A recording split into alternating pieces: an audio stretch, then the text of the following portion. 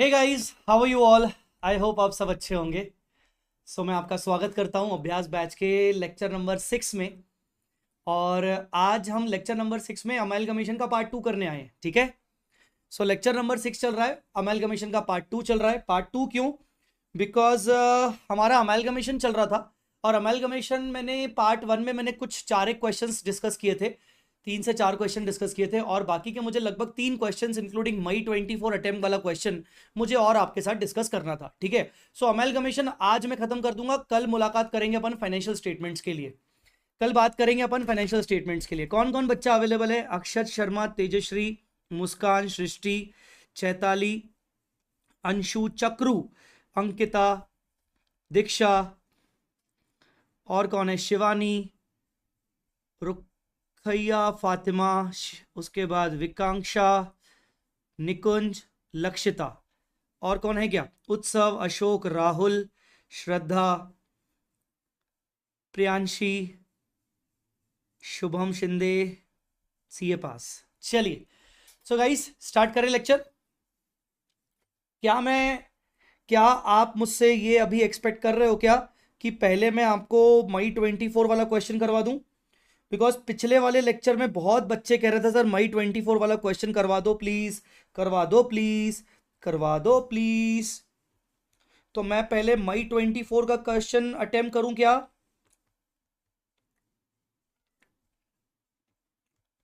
क्या बोलते हो? क्या मैं मई 24 का क्वेश्चन अटेम्प्ट करूं? हाँ, क्या मैं मई 24 वाला क्वेश्चन अटेम्प्ट करूं? यस। चलिए, तो मैंने तो क्वेश्चन पेपर डाउनलोड किया है मई 24 वाला। जो जो बच्चों के पास क्वेश्चन नहीं है वो आप क्वेश्चन पेपर डाउनलोड कर लेना। और दूसरा, इंस्टीट्यूट की वेबसाइट से मिल जाएगा। ठीक है। तो चलो शुरू करते हैं। अपन बात करते हैं अभी अमेलगमेशन का ही मई 24 एग्जाम अटेम्प्ट का क्वेश्चन। मैं भी आपके सामने फर्स्ट टाइम ट्राई कर रहा हूं, मैंने नहीं देखा इससे पहले। जब एग्जाम आया था उस टाइम पे तो मैंने ओवरव्यू कर लिया था बस। ठीक है। तो क्या बोल रहा है? Intelligent and Diligent are carrying their businesses independently for last 2 years. Following information in respect of both the companies on 31st March 24 have been given to you. ठीक है। उसके बाद equity share capital 12 lakh, 10 lakh, 8% preference shares 3 lakh, 2 lakh, trade payables, retirement gratuity fund long term. बेटा ये liability होती है, याद रखना। कुछ बच्चों को गलत फहमी होती है कि फंड सुन के, फंड देखकर वो रिजर्व मानने लगते हैं। नहीं, प्रॉफिट एंड लॉस ये तो रिजर्व है, ओपनिंग बैलेंस और foreign year profit, land and, यहां तक आपका लाइबिलिटी साइड खत्म हो गया। Land and building, plant machinery, inventory, trade receivable, cash and bank. Balance sheet किस दिन का दिया हुआ है? 31 मार्च 24 का दिया हुआ है। 1 April 24 both the companies agree to amalgamate and form a new company Genius limited. एक थर्ड कंपनी बन रही है। तो जो जीनियस लिमिटेड है वो कौन है? ट्रांसफरी। और इंटेलिजेंट डेलीजेंट कौन है? ट्रांसफरर। दो दो पीसी कैलकुलेट होंगे। जीनियस जो होगा वो इंटेलिजेंट को भी देगा, जीनियस जो होगा वो डेलीजेंट को भी देगा। With an authorise capital of 40 lakh divided into 30,000 shares of 100 each. तो 30,000 इक्विटी शेयर उसका ऑथोराइज रहेगा, 100 वाला। ठीक है। और उसके अलावा 10,000 8% प्रेफरेंशियर्स ऑफ 100 ईच। इसके अलावा 100 वाला प्रेफरेंशियर्स भी रहेगा। ठीक है। बैलेंस शीट तो बिल्कुल ठीक ठाक लग रही है, कोई दिक्कत नहीं है। Amalgamation has to be carried out on the basis of following agreement. Assets of both the companies are revalued. Land and building को रिवैल्यू करना है, प्लांट एंड मशीनरी को करना है, इन्वेंट्री को करना है। ये क्वेश्चन हल्का फुल्का वही है जो हमने पिछली क्लास में, लास्ट क्लास अभ्यास बैच में सन, नेपच्यून, जुपिटर वाला क्वेश्चन किया था। थोड़ा बहुत मुझे वैसा लग रहा है। क्या आपको ऐसा लग रहा है? मुझे तो लग रहा है, थोड़ा बहुत वैसा लग रहा है। अभी देखते हैं, और क्वेश्चन पढ़ने पर और क्लैरिटी आएगी। Trade payables of Intelligent 1 lakh due to Diligent and trade receivable of Diligent shows 1 lakh receivable from Intelligent. कोई दिक्कत नहीं, बस कट ऑफ हो जाएगा, कोई दिक्कत नहीं है। Purchase consideration is to be discharge in the following manner. Issue 22,000 equity shares. ये देखिए ध्यान से, यहां उसके कितने इक्विटी शेयर्स ऑथोराइज रखे हैं? 30, पर उनमें से वो कितने इशू करेगा? 22 इशू करेगा। In proportion of sum of their profitability in the preceding 2 financial year. पुराने 2 फाइनेंशियल ईयर की प्रॉफिटेबिलिटी के सम में। जो पिछला क्वेश्चन किया था ना सन, नेपट्यून, जुपिटर वाला, उसमें in proportion of their average profitability of last 3 years था। यहां बोल रहा है sum of their profitability of last 2 years. बस बहुत बहुत बेसिक डिफरेंस है, छोटा सा डिफरेंस है। यहां प्रॉफिटेबिलिटी का सम अप करना है, एवरेजिंग नहीं करना है, ठीक है। फिर उसके बाद अच्छा सर प्रॉफिट कहाँ है इनका? बेटा प्रॉफिट प्रॉफिट प्रॉफिट जो है वो देखो, ओपनिंग बैलेंस है ये इनका ओपनिंग बैलेंस है और ये करंट ईयर प्रॉफिट है। तो सर इन दोनों का ही सम अप होगा क्या? सर इन दोनों का सम अप होगा, क्योंकि सर वो 2 साल बोल रहा है ना, सर वो 2 साल बोल रहा है, 2 ईयर्स। तो सर करंट ईयर का तो हमें मिल गया, तो सर लास्ट ईयर का चाहिए। मैंने बोला बेटा लास्ट ईयर का ओपनिंग बैलेंस ले लो। क्या सर कैसी बातें करते हो, ओपनिंग बैलेंस तो सर बहुत सालों से रखा हुआ प्रॉफिट होता है। अरे भैया देखो क्या बोल रहा है, लास्ट 2 ईयर से उनका बिजनेस चल रहा है, मतलब ये जो इनका बिजनेस है वो सिर्फ पुराने 2 साल है, बिजनेस सिर्फ 2 साल पुराना है। उनमें से लास्ट ईयर का मतलब बिल्कुल अभी नया नया कौला कौला प्रॉफिट तो ये है, और उसका जो ओपनिंग बैलेंस है वो फर्स्ट ईयर का प्रॉफिट है। तो लॉजिकली ये प्रॉफिट फर्स्ट ईयर का है, ये प्रॉफिट सेकेंड ईयर का है, और कंपनी को हुए ही 2 साल है।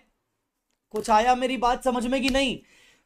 इन्होंने क्या गेम खेला है, इन्होंने बोला है कि भाई पिछले 2 साल से हम प्रॉफिट बिजनेस कर रहे हैं, ठीक है, और इन्होंने उसमें डाल दिया opening balance and current year profit. तो करंट ईयर प्रॉफिट तो ठीक है, अभी अभी का रिसेंट वाला प्रॉफिट होगा, ओपनिंग बैलेंस उसका पहले साल का प्रॉफिट होगा, और वो बोल रहा है कि सम ऑफ प्रॉफिटेबिलिटी ऑफ 2 ईयर्स करो।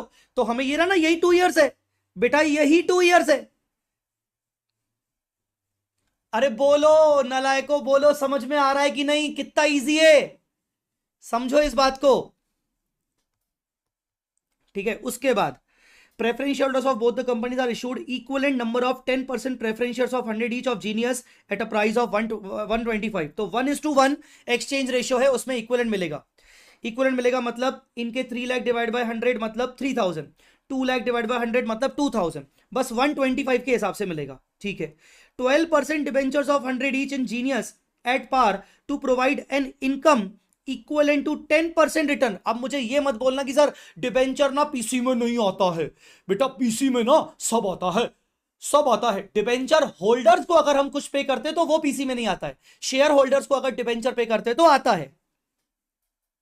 तो इनको हमें income equal to 10% return on the net assets of the respective business, उनके रिस्पेक्टिव बिजनेस में आफ्टर रिवैल्यूएशन, मतलब वही उनका कैपिटल एम्प्लॉयड निकाल के नेट असेट्स निकाल के रिवैल्यूएशन के बाद 10% रिटर्न के बराबर का उनका 12% डिबेंचर होना चाहिए।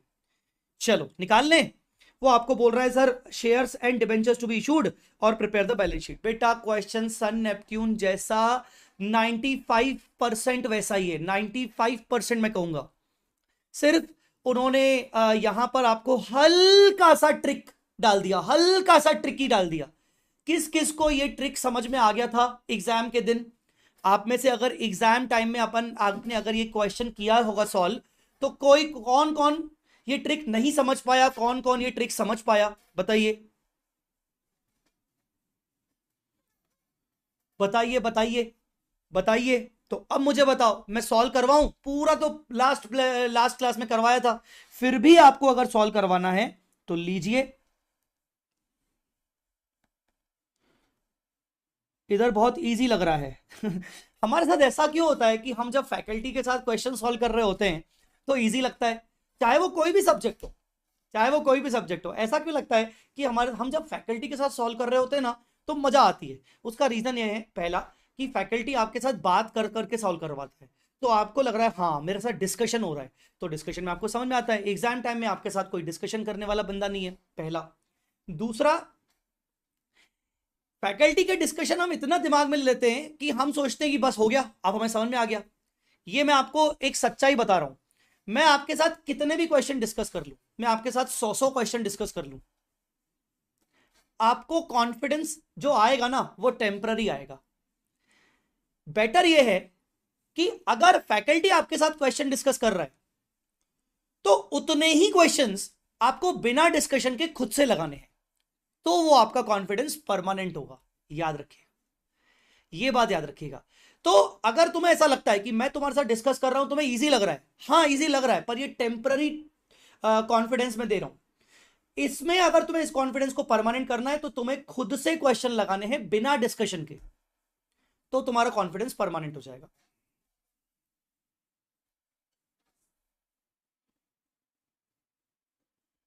ठीक है। बैलेंस शीट में डिफरेंस था।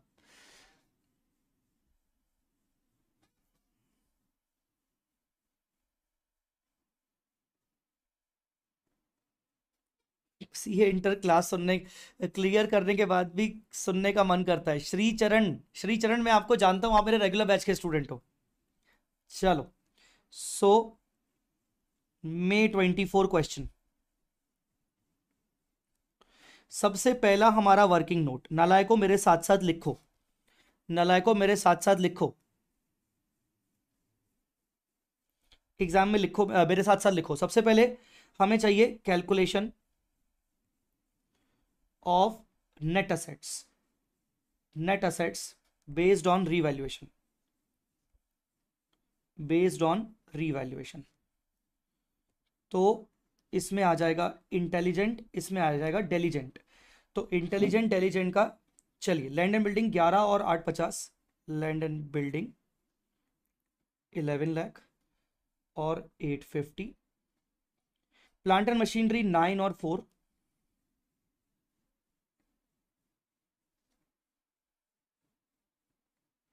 इन्वेंट्री 6 और 3।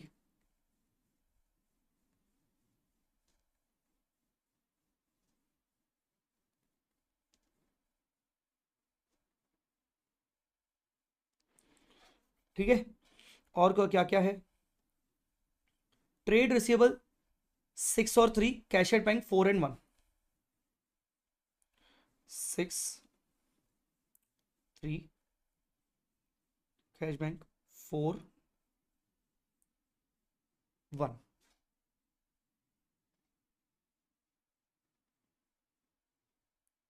माइनस, अभी लाइबिलिटीज पे आते हैं, रिटायरमेंट और ट्रेड पेबल्स 12 और 3, 12 और 3, सॉरी 12 4,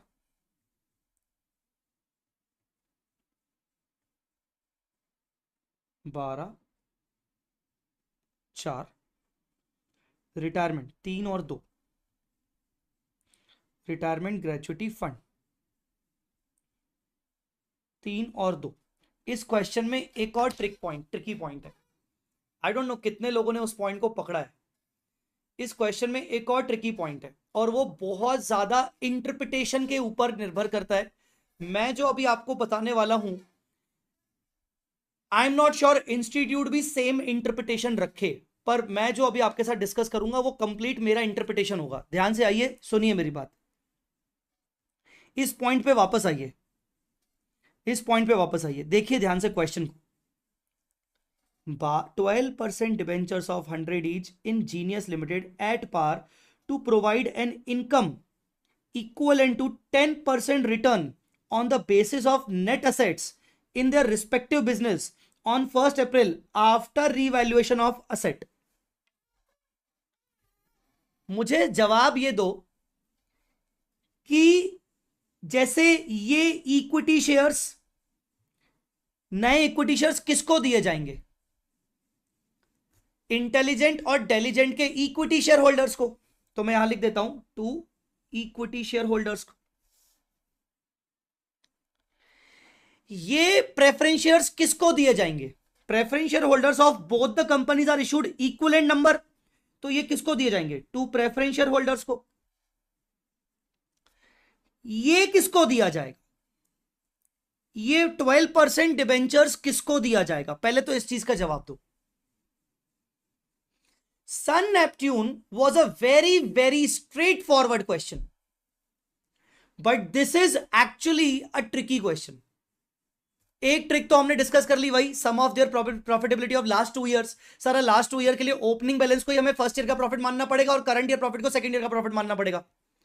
ये तो एक छोटी सी ट्रिक थी, ये तो बहुत हद तक लोग समझ जाते बिकॉज लिखा हुआ है कि लास्ट 2 ईयर से ही हम काम कर रहे हैं। एक और गजब ट्रिकी पॉइंट है इसमें, 12% डिबेंचर्स हम किसको देंगे? आप मुझे रिप्लाई करिए बच्चों, गलत हो सही हो उससे फर्क नहीं पड़ता, आप मुझे रिप्लाई करिए, आप मुझे रिप्लाई करिए, गलत हो सही हो उससे फर्क नहीं पड़ता।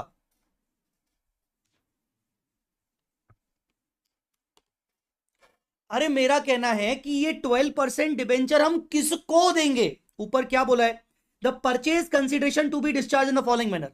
तो परचेज कंसिडरेशन किसको दोगे, इक्विटी वालों को कि प्रेफरेंस वालों को? डिबेंचर को तो देना नहीं है, बिकॉज वो बोल रहा है कि ये जो डिबेंचर इशू कर रहे हैं ये परचेज कंसिडरेशन ही है। और पहली बात तो पुरानी कंपनी में इंटेलिजेंट में कोई डिबेंचर है भी नहीं।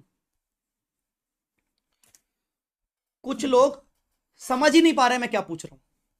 पीसी किसको देते हैं, इक्विटी होल्डर्स को और प्रेफरेंस होल्डर्स को। तो ये डिबेंचर दोनों में से किसी एक को ही देना पड़ेगा ना। कुछ लोग न्यू कंपनी फालतू बोल रहे हैं। अरे ये न्यू कंपनी इशू कर रही है किसको, अरे न्यू कंपनी जीनियस लिमिटेड है, इशू करेगी, अबे किसको देगी ये बताओ, किसके हाथ में देगी वो, किसको देगी, इक्विटी शेयर होल्डर्स को देगी। किसको देगी, इक्विटी शेयर होल्डर्स को देगी। हाँ किसको देगी, इक्विटी होल्डर्स को देगी, इक्विटी होल्डर्स को देगी ना। हाँ तो सर इसमें ट्रिकी पॉइंट क्या हुआ, अरे रुक तो सही। वो बोल रहा है कि मैं तुम लोग को 12% डिबेंचर्स दूंगा, उसका जो रेट ऑफ इंटरेस्ट है वो 12% है। मतलब इन डिबेंचर्स पे जो भी इंटरेस्ट 12% के हिसाब से कैलकुलेट करके आएगा, that should be equal to 10% return on the basis of net assets in their respective business. Equity share holders के रिस्पेक्टिव बिजनेस में जो भी उनका नेट असेट्स है, रीवैल्यूएशन करने के बाद उसके बराबर का उनको रिटर्न मिलेगा। मैंने बोला, रफ में बात करता हूं, मैंने बोला कि भाई 12% इंटरेस्ट अमाउंट किसके बराबर होना चाहिए, 10% ऑन नेट असेट्स। ये किसको मिलेगा, इक्विटी शेयर होल्डर्स को। ट्रिकी पॉइंट ये है कि इक्विटी शेयर होल्डर्स के लिए जब हम नेट असेट निकालेंगे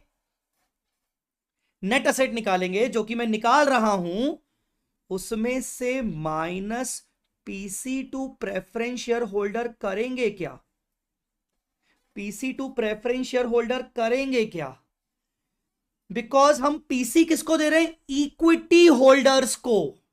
और इक्विटी होल्डर्स के लिए नेट असेट्स प्रेफरेंस होल्डर्स का वैल्यू माइनस करने के बाद आता है।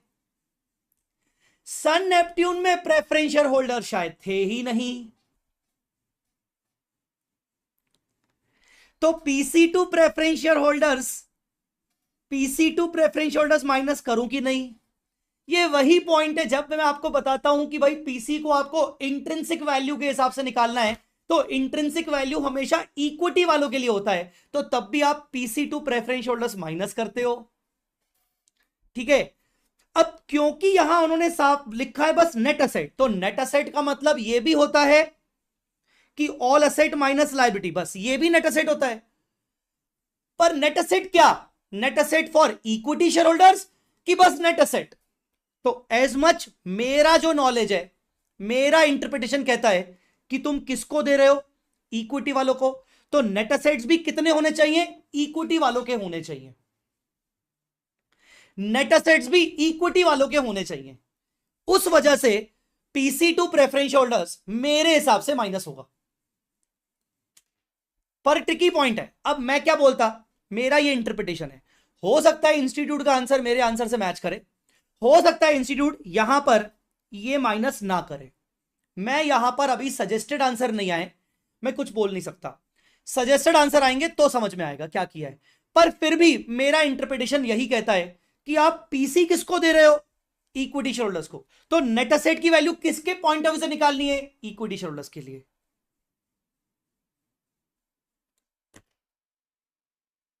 बताओ कितने बच्चों ने ये एग्जाम में ऐसा किया था, अगर कोई माई वाला बच्चा देख रहा है अभ्यास बैच तो। चलिए, तो अभी तो पीसी टू प्रेफरेंस होल्डर्स वो भी निकालना पड़ेगा, निकाल लेंगे, उसमें क्या बड़ी बात है। यहां हम करते हैं, वो हमसे पूछ रहा है compute the amount of shares and debentures to be issued. तो calculation of PC, amount of shares and debentures, ऐसा नहीं करा था, ठीक है।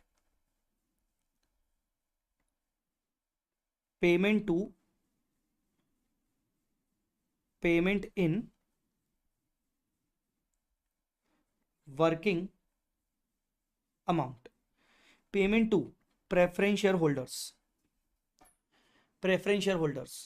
Payment to preference share holders, इसमें कौन, इंटेलिजेंट और डेलीजेंट। अच्छा एक काम करते हैं इसमें ना,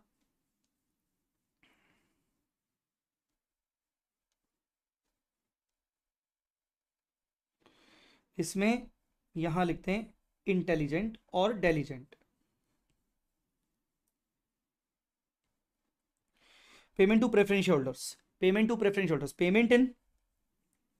पेमेंट इन कौन से preference shares, 10% preference shares, 10% preference share capital, working equivalent number से, मतलब 3125 के हिसाब से, तो 3125, 375 और 2125, 250। सर ये 3000 2000 कहां से आया? सर बैलेंस शीट में इनके प्रेफरेंस शेयर्स को देखो, 3 लाख डिवाइड बाय 100 मतलब 3000, 2 लाख डिवाइड बाय 100 मतलब 2000, ठीक है। तो ऐसा ऐसा आ गया इंटेलिजेंट डेलीजेंट। उसके बाद पेमेंट टू प्रेफरेंस होल्डर्स हो गया, फिर उसके बाद payment to equity share holders, equity share holders को पेमेंट, पहला payment in equity shares, equity shares कितने, 22,000 इक्विटी शेयर्स, पर कैसे मिलेगा, उनके रेशियो में मिलेगा, प्रॉफिटेबिलिटी रेशियो। तो प्रॉफिटेबिलिटी निकालो, 450 250 7 लाख, 250 150 4 लाख, 7:4, 7:4। तो यहां पर हम करेंगे 22 into 7 divide by 11, 22 into 4 divide by 11,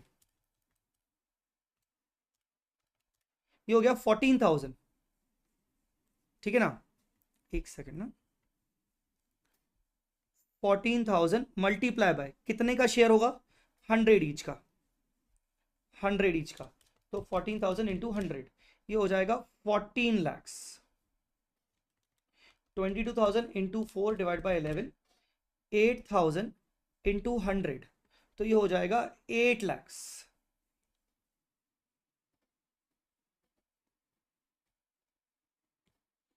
8 lakhs. बोलो जी, बोलो जी, क्लियर हुआ।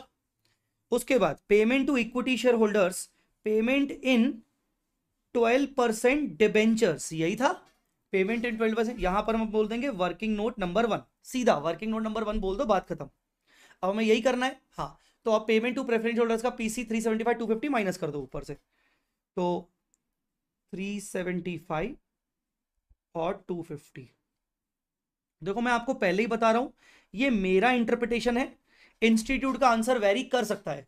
मुझे ऐसा लग रहा है कि 50-50 लग रहा है कि इंस्टीट्यूट ने ये माइनस किया होगा, 50% चांस है, या ये माइनस नहीं किया होगा, बिना माइनस के ही नेट एसेट निकाला होगा, 50% चांस है। पर जो मैं कर रहा हूं वो मुझे लग रहा है वो मोस्ट वो सही है, मोस्ट इफेक्टिव है ज्यादा, ठीक है।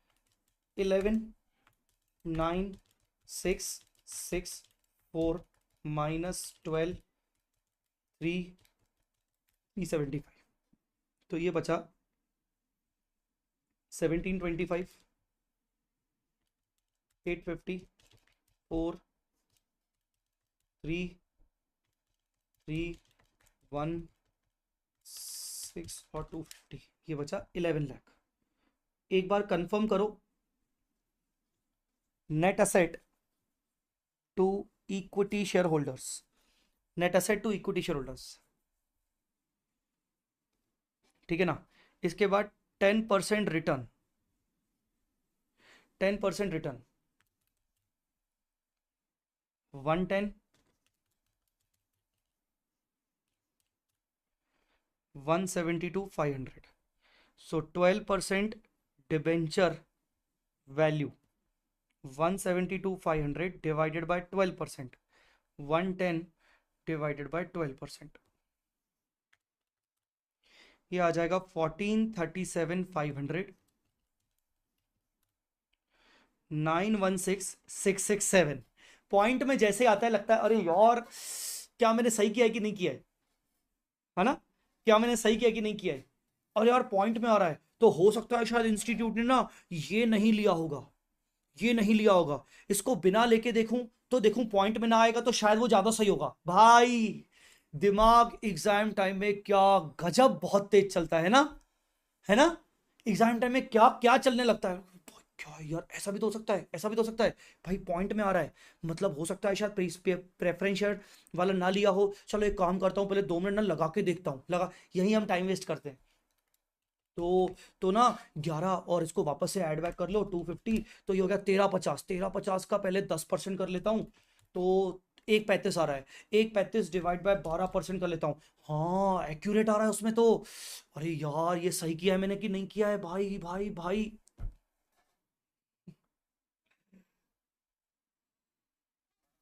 भाई साहब मैं क्या बताऊं आपको, होता है ना, चलो इसको भी एक बार करके देखते हैं। 1725 ऐड बैक करो 375, इसको आपने किया 10%, ये हो गया 12। सर वो ना प्रेफरेंशियल अगर पीसी माइनस नहीं करेंगे ना तो दोनों राउंड ऑफ में आ रहे हैं, इसमें ना सर ये राउंड ऑफ में नहीं आ रहा है सर, कुछ हो सकता है इंस्टीट्यूट ने वैसा ही कुछ किया और राउंड ऑफ लाने के लिए। भाई मैं जो बोल रहा हूं मैं वैसा चलूंगा, आपको जैसा मन लगे, आपको जैसा लगे, 916,667। चलिए, तो यहां आ गया आपका 916,667, इसी वजह से बहुत टाइम वेस्ट हुआ। 1437,500, 1437,500। सो फाइनली आपका टोटल पीसी आया 375, 1437,500, 32, 12,500,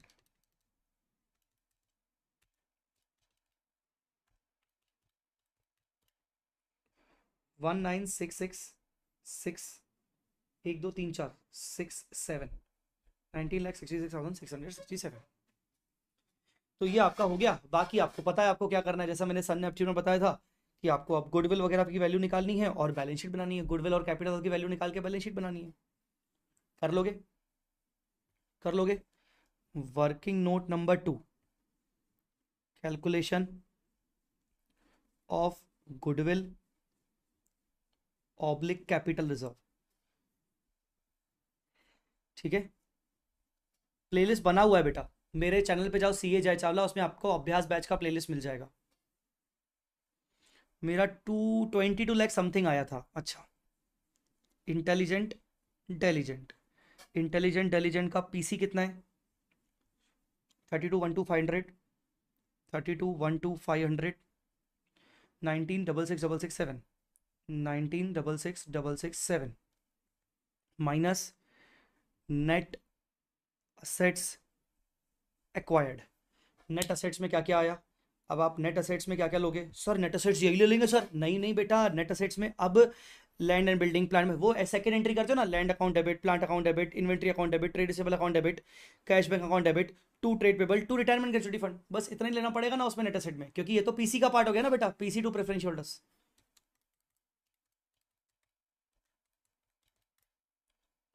ठीक है, तो नेट असेट आएगा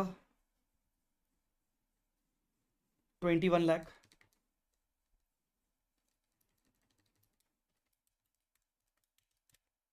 और 1350।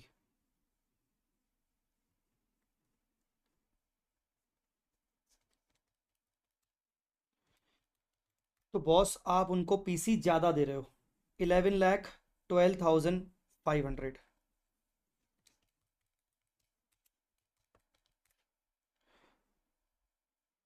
सॉरी माइनस करना था, 19 66 667 माइनस 1350, 6 लाख 16,667, ये आ गया गुडविल। ठीक है, ठीक है, फिर उसके बाद बनाओगे आप क्या? Balance sheet. बैलेंस शीट में सबसे पहले क्या डालोगे? Equity capital. Sir equity capital कितना आएगा बेटा? इक्विटी कैपिटल आपका ये आएगा 22 लैक्स आएगा, 14 लाख और 8 लैक्स। इक्विटी कैपिटल आएगा 22 लैक्स। फिर क्या करोगे? 10% प्रेफरेंशियल कैपिटल। 10% प्रेफरेंशियल कैपिटल कितना आएगा सर? 10% प्रेफरेंशियल कैपिटल कितना आएगा सर? 375 250। अच्छा, ये भी आपका इसमें सिक्योरिटी प्रीमियम है ना? इसमें आ जाओ, देखो ये देखो 125 पे इशू किया है, तो एक काम करो 3000 2000 5000 5000 इंटू 100 5 लाख।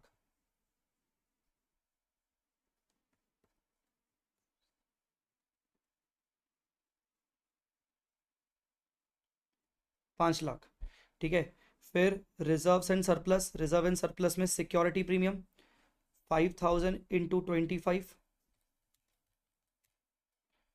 125, ठीक है।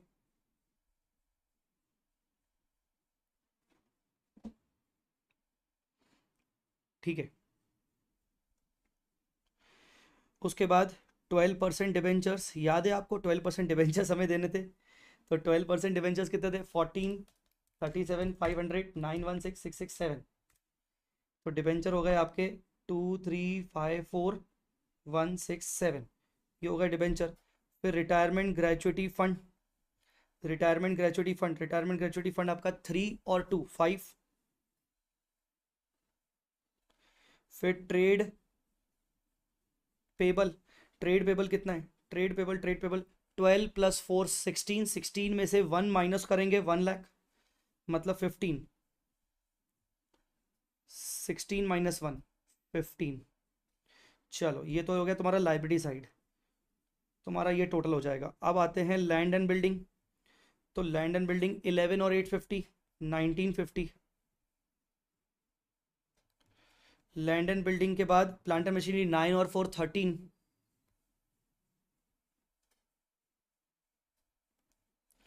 उसके बाद इन्वेंट्री नहीं, इन्वेंट्री नहीं, goodwill.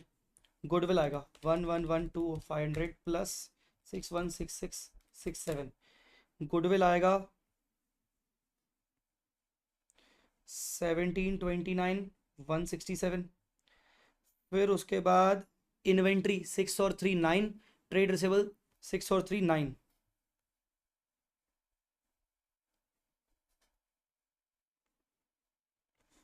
Trade receivable 6 plus 3 minus 1, ये हो जाएगा 8,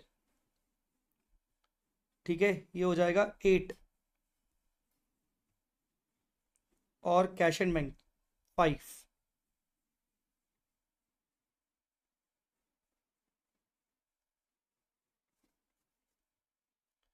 चलिए करिए टोटल 1950।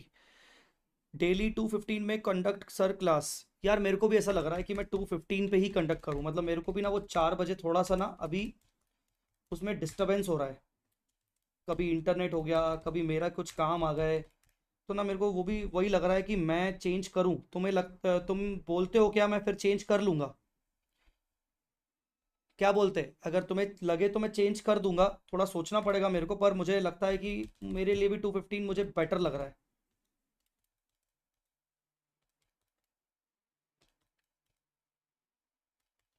हो गई टैली। 71 79 167, 71 79 167, ठीक है। ठीक है, चलो एक बार देख लो।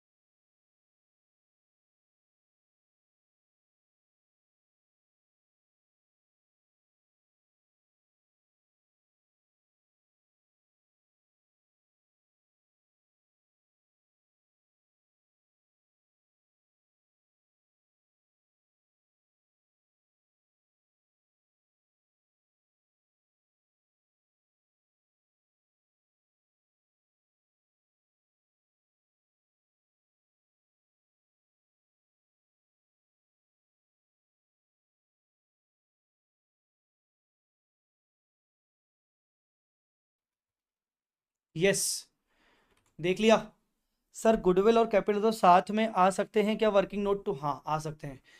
आपका ये कहना है ना कि सर यहाँ पर गुडविल आ जाए या सर यहाँ पर कैपिटल जब आता है, आ सकता है क्या? हाँ, आ सकता है सर। फिर उन दोनों को नेट करके दिखाना चाहिए कि अलग अलग? मैं बोलूंगा अलग अलग दिखाओ, और इस चीज़ को समरी में डाल दो कि सर अगर एक कंपनी का गुडविल आया, दूसरी कंपनी का कैपिटल जब आया, तो हमें सर दोनों को नेट ऑफ करना चाहिए कि अलग अलग दिखाना चाहिए? मैं आई विल हाईली रिकमेंड कि दोनों को अलग अलग दिखाना चाहिए। उसका लॉजिक है मेरे पास। लॉजिक क्या है कि अगर जिसकी गुडविल आ रही है, आप उसको कैपिटल रिजर्व से सेट ऑफ कर ही नहीं सकते, बिकॉज गुडविल सिर्फ अमोटाइज होती है एज पर AS 14 5 साल में, और वो इंडेस AS 26 इंटेंजिबल एसेट्स भी यही बोलता है। ना AS 26 में ना AS 14 में लिखा हुआ है कि आप कभी गुडविल को कैपिटल रिजर्व से सेट ऑफ करो, ये लिखा ही नहीं हुआ है कहीं पर। सो कंप्लीटली लॉजिकली है कि आपकी गुडविल आए तो उसको अलग दिखाओ, कैपिटल रिजर्व आए तो अलग दिखाओ। ठीक है, क्वेश्चन अच्छा था, मैं बोलूंगा क्वेश्चन बहुत तगड़ा क्वेश्चन था। ठीक है, तगड़ा क्वेश्चन इसलिए नहीं कि भाई कुछ निकालने में तकलीफ हो रही है, पर ट्रिक्स। और ये जो क्वेश्चन पेपर था ना, May 24, मैं याद रखूंगा। May 24 वॉज द पेपर जहां यार कुछ कुछ क्वेश्चन में उन्होंने ट्रिक्स, बहुत अच्छे अच्छे ट्रिक्स डाले थे।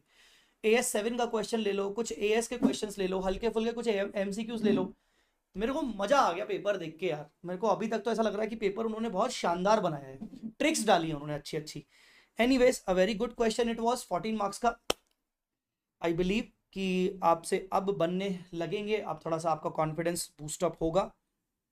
हम बात कर रहे थे क्वेश्चंस की, हमारे मस्ट डू क्वेश्चंस की। तो क्वेश्चन नंबर 51 हमने ऑलरेडी कंप्लीट कर लिया था। क्वेश्चन नंबर 52 हमने कंप्लीट कर लिया था। क्वेश्चन नंबर 53 आरआर में था, तो आपने बोला था कि सर हम कर लेंगे, और आरआर से हमने हो गया है। फिर क्वेश्चन नंबर 54 मैंने आपको बोला था कि हाँ, 54 मैं आपको आज करवाने वाला हूं। क्वेश्चन नंबर 54 मैं एक बार देख लेता हूं कि कौन कौन से क्वेश्चंस बचे हैं। ठीक है, नोट्स अकाउंट्स बैलेंस की अंदर बनाएंगे तो चलेगा? नहीं, नहीं, मैं जिस तरीके से बना रहा हूं, देखो मेरे लिए ना लिमिटेशंस है, आपको मेरी बात को समझना पड़ेगा। मैं अभ्यास बैच में अभ्यास करवा रहा हूं आपको, मेरे लिए बहुत ज्यादा लिमिटेशंस हैं। इवन जब मैं अपने रेगुलर कोर्स में क्लासेस लेता हूं, तो मैं बच्चों को 2 या 3 क्वेश्चन में नोट्स अकाउंट्स बनवा देता हूं। ठीक है, बिकॉज नोट्स टू अकाउंट्स बनाने के लिए वो जो हमारा एक दूसरा चैप्टर है फाइनेंशियल स्टेटमेंट्स, वहां आपकी अच्छी खासी प्रैक्टिस है ना, तो फिर आपको कंसोलिडेशन अमेलगमेशन में बैलेंस शीट में बनाने में प्रॉब्लम नहीं आएगी नोट्स टू अकाउंट्स। ठीक है, तो मैं रेगुलर बैच में भी यही बोलता हूं कि बेटा देखो, मैं ना आपके साथ notes to accounts with notes to accounts में आपको 2 क्वेश्चन सॉल्व करवा लूंगा क्लास में। बट आप अगर मुझसे ये एक्सपेक्ट कर रहे हो कि मैं हर क्वेश्चन के साथ नोट्स टू अकाउंट्स बनाऊं, तो भाई कोर्स तो फिर 6 महीने तक जाएगा। फिर कोर्स तो 6 महीने तक जाएगा। एक एक बात ये, अब ऊपर से अभ्यास बैच में प्रैक्टिस बैच में बेटा मैं आपको कहीं ना कहीं तो मुझे शॉर्टकट खेलना पड़ेगा। ठीक है ना? So I don't recommend you कि आप ऐसे इंटरनल बनाओ, आप प्रॉपरली नोट्स अकाउंट्स बनाओ। सर आप इजी फील करवा रहे हो, रात को रख लो class sir if possible for you. मुश्किल है, क्लास 4 बजे ही ठीक है, क्योंकि उससे पहले आरआर से रिवीजन भी हो जाएगा। तो आरआर से रिवीजन तो एक दिन रात को भी हो जाएगा, आरआर से रिवीजन तो आपका सुबह सुबह भी हो जाएगा। सिंपल है। 54 करना है, 56 करना है। पेपर देख के एग्जाम में बहुत पैनिक सिचुएशन हो गया था, और इसी पैनिक सिचुएशन का इंस्टीट्यूट ने आपका फायदा उठाया।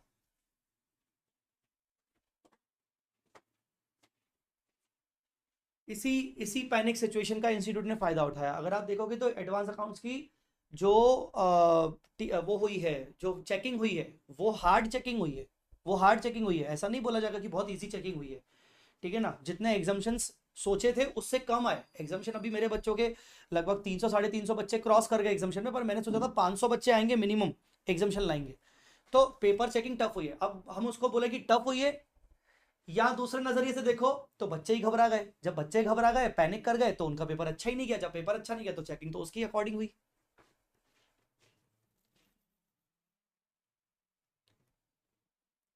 तो एक 54 बचा है। 54 के बाद 55 मैंने आपको करवाया था, PQ वाला शानदार क्वेश्चन था। और 56 बचा है, 56 बचा है। ठीक है, और इसके अलावा 57 RR, 58 59 50 60 ये सब RR वाले हैं। तो बस मुझे 2 क्वेश्चन करवाने हैं। चलिए आइए 54 करवा देता हूँ। 56 और 54 करवाने, दोनों में QR है। ठीक है, तो 54 पे आ जाइए। 54 पे आ जाइए बेटा। कल करने वाले हैं हम फाइनेंशियल स्टेटमेंट्स। हो सकता है कल का भी टाइमिंग मैं 2:15 रखूं, हो सकता है। तो मेरी आपसे रिक्वेस्ट है, आपने सीए जय चावला टेलीग्राम चैनल अगर ज्वाइन नहीं किया है तो कर लो, मैं उसमें अपडेट कर दूंगा। दूसरा, एक और टेलीग्राम ग्रुप जो हमारा रैपिड रिवीजन का टेलीग्राम ग्रुप है, उसमें ग्रुप के अंदर भी अलग अलग सेक्शंस बने हुए हैं। जय सर का अलग सेक्शन, लॉ का अलग सेक्शन, टैक्स का अलग सेक्शन। तो आप प्लीज वो ज्वाइन कर लो। इससे होगा क्या, इससे ये होगा कि आप अपडेटेड रहोगे कि मैं क्लास का टाइमिंग क्या रख रहा हूं, कब कौन सा क्या पढ़ा रहा हूं। कल मैं फाइनेंशियल स्टेटमेंट लेने वाला हूं, और फाइनेंशियल स्टेटमेंट आप डेट पर मत जाओ, फाइनेंशियल स्टेटमेंट में लेने वाला हूं कल। तो फाइनेंशियल स्टेटमेंट मैंने कॉन्सेप्ट भी रखा है, मुझे कॉन्सेप्ट भी करवाना है, मुझे क्वेश्चन भी करना है, क्योंकि आरआर के अंदर फाइनेंशियल स्टेटमेंट्स था ही नहीं। आरआर के अंदर फाइनेंशियल स्टेटमेंट्स नहीं था। तो फाइनेंशियल स्टेटमेंट्स में पूरा चैप्टर आपको कंप्लीट करवाने वाला हूं। अब आई डोंट नो कितना क्वेश्चंस की प्रैक्टिस हो पाएगी, हो सकता है शायद इसमें भी 2 दिन लग जाए, हो सकता है इसमें भी 2 दिन लग जाए, ठीक है। अब वो क्या है, बार बार मुझे रिवाइज करना पड़ रहा है स्टडी प्लानर, तो मैं अभी तो फिलहाल रिवाइज करने के मूड में नहीं हूं, पर एटलीस्ट आप ध्यान रखिएगा। Question number 54, following are the balance sheet of A limited B limited 31 March 11। Share capital, reserves and surplus, आप देखिए रिजर्व सरप्लस का नेगेटिव है। Long term borrowing, trade payables, short term borrowings, plant machinery, non current investments, trade receivable, cash and bank, equity, general reserve, P&L का debit balance, 10% debenture loan from bank. B limited has acquired the business of A limited, following scheme of merger was approved. B limited acquired the business of A limited. तो B limited कौन है, B limited transferee है, और ए कौन है, ए है transferor. तो B PC निकालेगा, उसको देगा ए लिमिटेड के शेयर होल्डर्स को। Bank agree to waive off the loan of 60,000 of B. अब ये पॉइंट पढ़ के ना दिमाग खराब हो जाएगा, हम बोलेंगे यार साला मैं अमेलगमेशन का क्वेश्चन कर रहा हूं और ये bank agree to waive off the loan of 60,000 of B, ये पॉइंट तो इंटरनल रिकंस्ट्रक्शन का है। हाँ, इस क्वेश्चन के अंदर इन्होंने क्या किया है, इस क्वेश्चन के अंदर इन्होंने इंटरनल रिकंस्ट्रक्शन से रिलेटेड एक आध पॉइंट डाल दिया है, 1 या 2 पॉइंट डाल दिया है। तो पहले हमें बी लिमिटेड का ही इंटरनल रिकंस्ट्रक्शन करना पड़ेगा और उसके बाद हमें अमेलगमेशन करना पड़ेगा, ठीक है ना।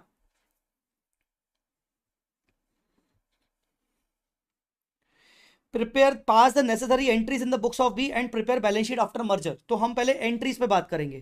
Question number 54, books of B limited, books of B limited. तुम लोगों को ये बात समझ में आ गई, इंटरनल रिकंस्ट्रक्शन का क्वेश्चन है ये। तो पहला पॉइंट क्या होगा, पहला पॉइंट है बैंक जो है वो बी लिमिटेड का 60,000 का लोन वेव ऑफ कर रहा है। सारे अमाउंट रुपीज इन थाउजेंड्स में है, तो हम यहां पर भी लिख देंगे रुपीज इन 1000। तो अब बैंक लोन वेव ऑफ हो रहा है, तो इंटरनल रिकंस्ट्रक्शन के हिसाब से एंट्री क्या होती है, नाम क्या है, लोन फ्रॉम बैंक। तो एंट्री करेंगे loan from bank debit to capital reduction account. याद है ना तुम लोगों को इंटरनल रिकंस्ट्रक्शन के चैप्टर में ये अकाउंट ओपन होता था। सर वो क्वेश्चन बैंक मिलेगी सितंबर 24 के लिए है। सर मई 24 एग्जाम क्वेश्चन सॉल्व करोगे प्लीज। इन भाई साहब को कोई जवाब तो दो, भाई साहब है बहन जी है, पता नहीं, भाई साहब है शायद, इन भाई साहब को कोई जवाब तो दो। सर वो क्वेश्चन बैंक मिलेगी सितंबर 24 अटेम्प्ट के लिए, कौन सी question bank, 60। Next B limited will reduce its share to 10 per share and then consolidate 10 such shares into 1 share of 100 each. पहले बोल रहा है मैं रिड्यूस करूंगा, रिड्यूस से कैपिटल रिडक्शन आएगा। तो सबसे पहले उसका इक्विटी कैपिटल देखो 2000 है, यहां पर भी 2000 100 रुपीज के हिसाब से। तो कितने शेयर्स हुए, 20, नहीं ये 2000 नहीं, बी लिमिटेड के, बी लिमिटेड 1000 100 के हिसाब से। तो ये 10 नंबर ऑफ शेयर्स हैं, rupees in thousands, figures in thousands, ठीक है, फिगर्स इन थाउजेंड्स। तो फिगर्स इन थाउजेंड्स में तो 10 नंबर ऑफ शेयर्स है। तो अभी आप देखो रिडक्शन क्या हो रहा है, इक्विटी शेयर कैपिटल 100 रुपीज वाला debit 1000 to equity share capital 10 rupees वाला अकाउंट 100। वो क्या बोल रहा है, वो बोल रहा है कि जो ये नंबर ऑफ शेयर्स हैं ये 100 रुपीज के हिसाब से, इन्हीं नंबर ऑफ शेयर्स को 10 रुपीज के हिसाब पे रिड्यूस करके लेके आएंगे। बाकी का जाएगा कैपिटल रिडक्शन। कैपिटल रिडक्शन कितना, 900। ठीक है, अब वो देखो क्या बोल रहा है, अब बोल रहा है कि ये तो आपने रिड्यूस कर लिया, अब वापस से 10 सच शेयर्स को कंसोलिडेट करके 1 शेयर ऑफ 100 कर दो सर। ठीक है, तो आपका हो जाएगा इक्विटी कैपिटल 10 डेबिट, ये जो आपका कैपिटल है, टू इक्विटी शेयर कैपिटल 100। तो ये हो गया। तो लॉजिकली आपके पास कैपिटल रिडक्शन कितना तैयार हो गया आपके पास, देखो कैपिटल रिडक्शन तैयार हो गया 60 और 900 का, 960 का। कैपिटल रिडक्शन का क्या यूज होता है, प्रॉफिट एंड लॉस का डेबिट बैलेंस हम राइट ऑफ करते हैं। तो प्रॉफिट एंड लॉस का डेबिट बैलेंस बी का कितना है, 800। इसको मैं कचरा बोलता हूं, कचरा।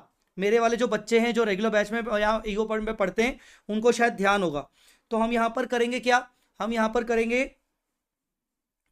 Capital reduction debit to, to क्या, P and L account, to P and L account कितना, 800। 800 तो हमने, अच्छा एक काम करते हैं, कैपिटल रिडक्शन आपका टोटल कितना था, 960, उसमें से 800 तो आपका पी एंड एल में राइट ऑफ हो गया। बाकी का आप कहां डालोगे, बाकी का आप डाल दो कैपिटल रिजर्व में, बाकी का कैपिटल रिजर्व में डाल दो 160। कैपिटल रिडक्शन का जो बैलेंसिंग फिगर बचता है अपन उसको कैपिटल रिजर्व में डाल देते हैं। ठीक है, तो ये हो गया हमारे बी लिमिटेड का इंटरनल रिकंस्ट्रक्शन कंप्लीट। यहां पर सर टेलीग्राम पे जो पोल किया था उस क्वेश्चन बैंक, हाँ वो वाली क्वेश्चन बैंक, हाँ अभी अभी कुछ सोचा नहीं है, पीडीएफ में ऐसे कैसे प्रोवाइड कर दूं ऐसा मैंने सोचा नहीं है। तो अभी देखते हैं, लेट्स सी क्या है।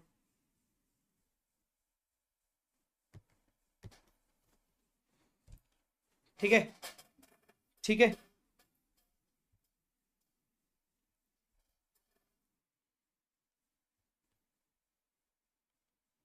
बोलो जी, समझ में आया कि नहीं। अभी आगे, the share holders of A will be given 1 share of B in exchange of every share in held in A, मतलब 1:1। तो 1:1 निकालने के लिए पहले तो इसके नंबर ऑफ शेयर्स ढूंढो। नंबर ऑफ शेयर्स कितने हैं, 2000 डिवाइड बाय 100 मतलब 20 शेयर्स हैं। तो 20 शेयर्स के बदले 20 शेयर्स मिलेंगे, और एक शेयर कितने का होगा, 100 रुपए का, तो वही 2000 का पीसी हो गया। तो बेटा अगर आपको पीसी चाहिए, PC by B limited is equal to 2000 rupees, 20 numbers 100 each. ठीक है, दूसरा, trade payables of B limited includes 100,000 payable to A, ये तो वो तो कॉन्ट्रा है। Pass journal entry in the books of B and prepare balance sheet, तो journal entry पहले पास कंप्लीट कर लेते हैं अपन। अब क्या करेंगे, business purchase account debit, business purchase account debit to to to liquidator of A limited, liquidator of A limited कितना, 2000। ठीक है, अच्छा सर ये बताइए इस क्वेश्चन में इन द नेचर ऑफ परचेज है कि इन द नेचर ऑफ मर्जर है सर, सर ये बताइए कि इन द नेचर ऑफ परचेज है कि इन द नेचर ऑफ मर्जर। बेटा वैसे तो क्या है, इन द नेचर ऑफ मर्जर लग रहा है। क्यों, क्योंकि देखो कहीं पे भी किसी असेट लायबिलिटी की कोई फेयर वैल्यू है नहीं जिसपे वो टेक ओवर करेगा, सब बुक वैल्यू पे ही टेक ओवर हो रहा है। प्लस वो जो पीसी दे रहा है वो पीसी भी इक्विटी शेयर्स के फॉर्म में ही उतने दे रहा है, और वो वर्ड भी यूज कर रहा है कि the following scheme of merger was approved. तो यहां पर हम अज्यूम कर सकते हैं कि it is in the nature of merger, जहां पूलिंग ऑफ इंटरेस्ट मेथड लगेगा। तो मैं बल्कि वही मानूंगा, यहां मैं बोलूंगा pooling of interest, pooling of interest. ठीक है, हालांकि क्वेश्चन आपको बताएगा, तो पूलिंग ऑफ इंटरेस्ट के हिसाब से मैं आपको अभी एंट्री बता रहा हूं कि कैसे होगी। तो क्योंकि हम पूलिंग ऑफ इंटरेस्ट मेथड लगाएंगे, पूलिंग ऑफ इंटरेस्ट मेथड लगाएंगे, तो आपको पता होगा कि हम सारे एसेट लायबिलिटी ए लिमिटेड के बुक वैल्यू पे लिखाएंगे और हम उसका रिजर्व भी लेके आएंगे। तो आइए शुरू हो जाते हैं। इसके assets liabilities, property plant and equipment, non current investments, trade receivable, cash and bank. तो property plant and equipment, investments, trade receivables, cash and bank. ठीक है, 2700, 700, 400, 250, 2700, 700, 400, 250। ठीक है, उसके बाद आपको ये स्पेसिफाई करना पड़ेगा क्वेश्चन में कि आप कौन सा मेथड फॉलो कर रहे हो। May 24 वाला भी मर्जर ही था ना? नहीं नालायक चक्रू, मर्जर नहीं था। मर्जर के अंदर, पूलिंग ऑफ इंटरेस्ट मेथड के अंदर, इन द नेचर ऑफ मर्जर के अंदर PC should be only in the form of equity share. नालायक, वहां तूने PC in the form of debenture भी दिया था, गधे। टू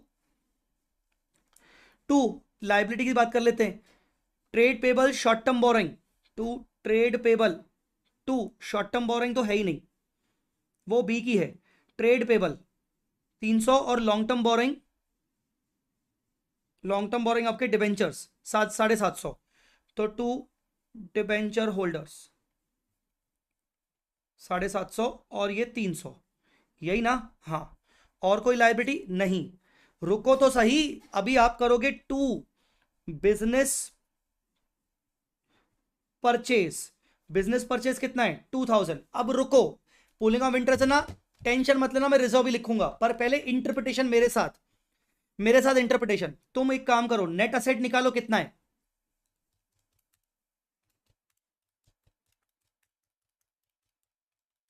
नेट असेट है, देखो नेट असेट है कितना? 3000। उसके बदले तुम उसको कितना दे रहे हो? 2000। तो मर्जर में फंडा सोच क्या रखनी है आपको? मर्जर में सोच ये रखनी है कि यार मैं उसके जितने के नेट असेट्स लाया हूं, मुझे उतने का पीसी देना पड़ेगा। अगर मैं कम दे रहा हूं तो बाकी के लिए मुझे रिजर्व्स मेंटेन करने पड़ेंगे।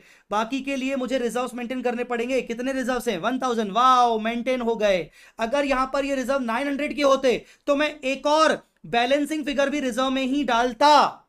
ये लॉजिक होता है। कुछ आया समझ में कि नहीं? तो क्या समझे इस बात को? ये समझे कि सर मैं जितने के नेट असेट्स ले रहा हूं उतने का मुझे पीसी देना है। तो यहां पर अगर मैंने नेट असेट 3000 के लिए हैं तो उसको कंपेयर करो पीसी से, तो मैं पीसी दे रहा हूं 2000 का, तो बाकी के मुझे रिजर्व से मेंटेन करना पड़ेगा। मुझे उसको बाकी के रिजर्व्स बना के देने पड़ेंगे सामने वाली कंपनी को, क्योंकि मुझे उसको उसकी औकात 3000 के हिसाब से देना था, पर मैंने उसको कम दिया, तो बाकी का मैं रिजर्व बना के दूंगा उसको। बोलो बेटा, ये समझ में आया कि नहीं? ये 1000 का जो डिफरेंस आया वो डिफरेंस रिजर्व से आता है, और रिजर्व भी मैं उसके एज इट इज 1000 लेके आऊंगा, तो सब चीजें ठीक हो जाएंगी। ठीक है, ये हो गया। अभी 7th नंबर एंट्री में क्या करेंगे? 7th नंबर एंट्री में अपन पीसी दे देंगे, liquidator of A limited 2000 to equity share capital 2000। फिर 8th नंबर एंट्री में डिबेंचर होल्डर्स को सेम डिबेंचर्स दे देंगे, debenture holders of A to new debentures. New जो भी डिबेंचर्स है वो एज इट इज दे देंगे। कुछ नहीं लिखा तो मान लो कि आप वही दोगे, कुछ नहीं लिखा तो वही दोगे।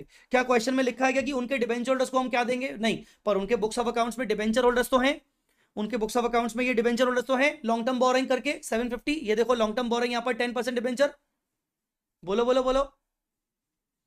नहीं, एक सेकेंड, लॉन्ग टर्म बोरिंग में डिबेंचर्स 500 हैं और लोन फ्रॉम बैंक 250 है, और बी का लोन फ्रॉम बैंक कम हुआ था। तो एक सेकेंड, इसको बस, ये 250 नहीं आएगा, 750 नहीं आएगा, ये 500 आएगा।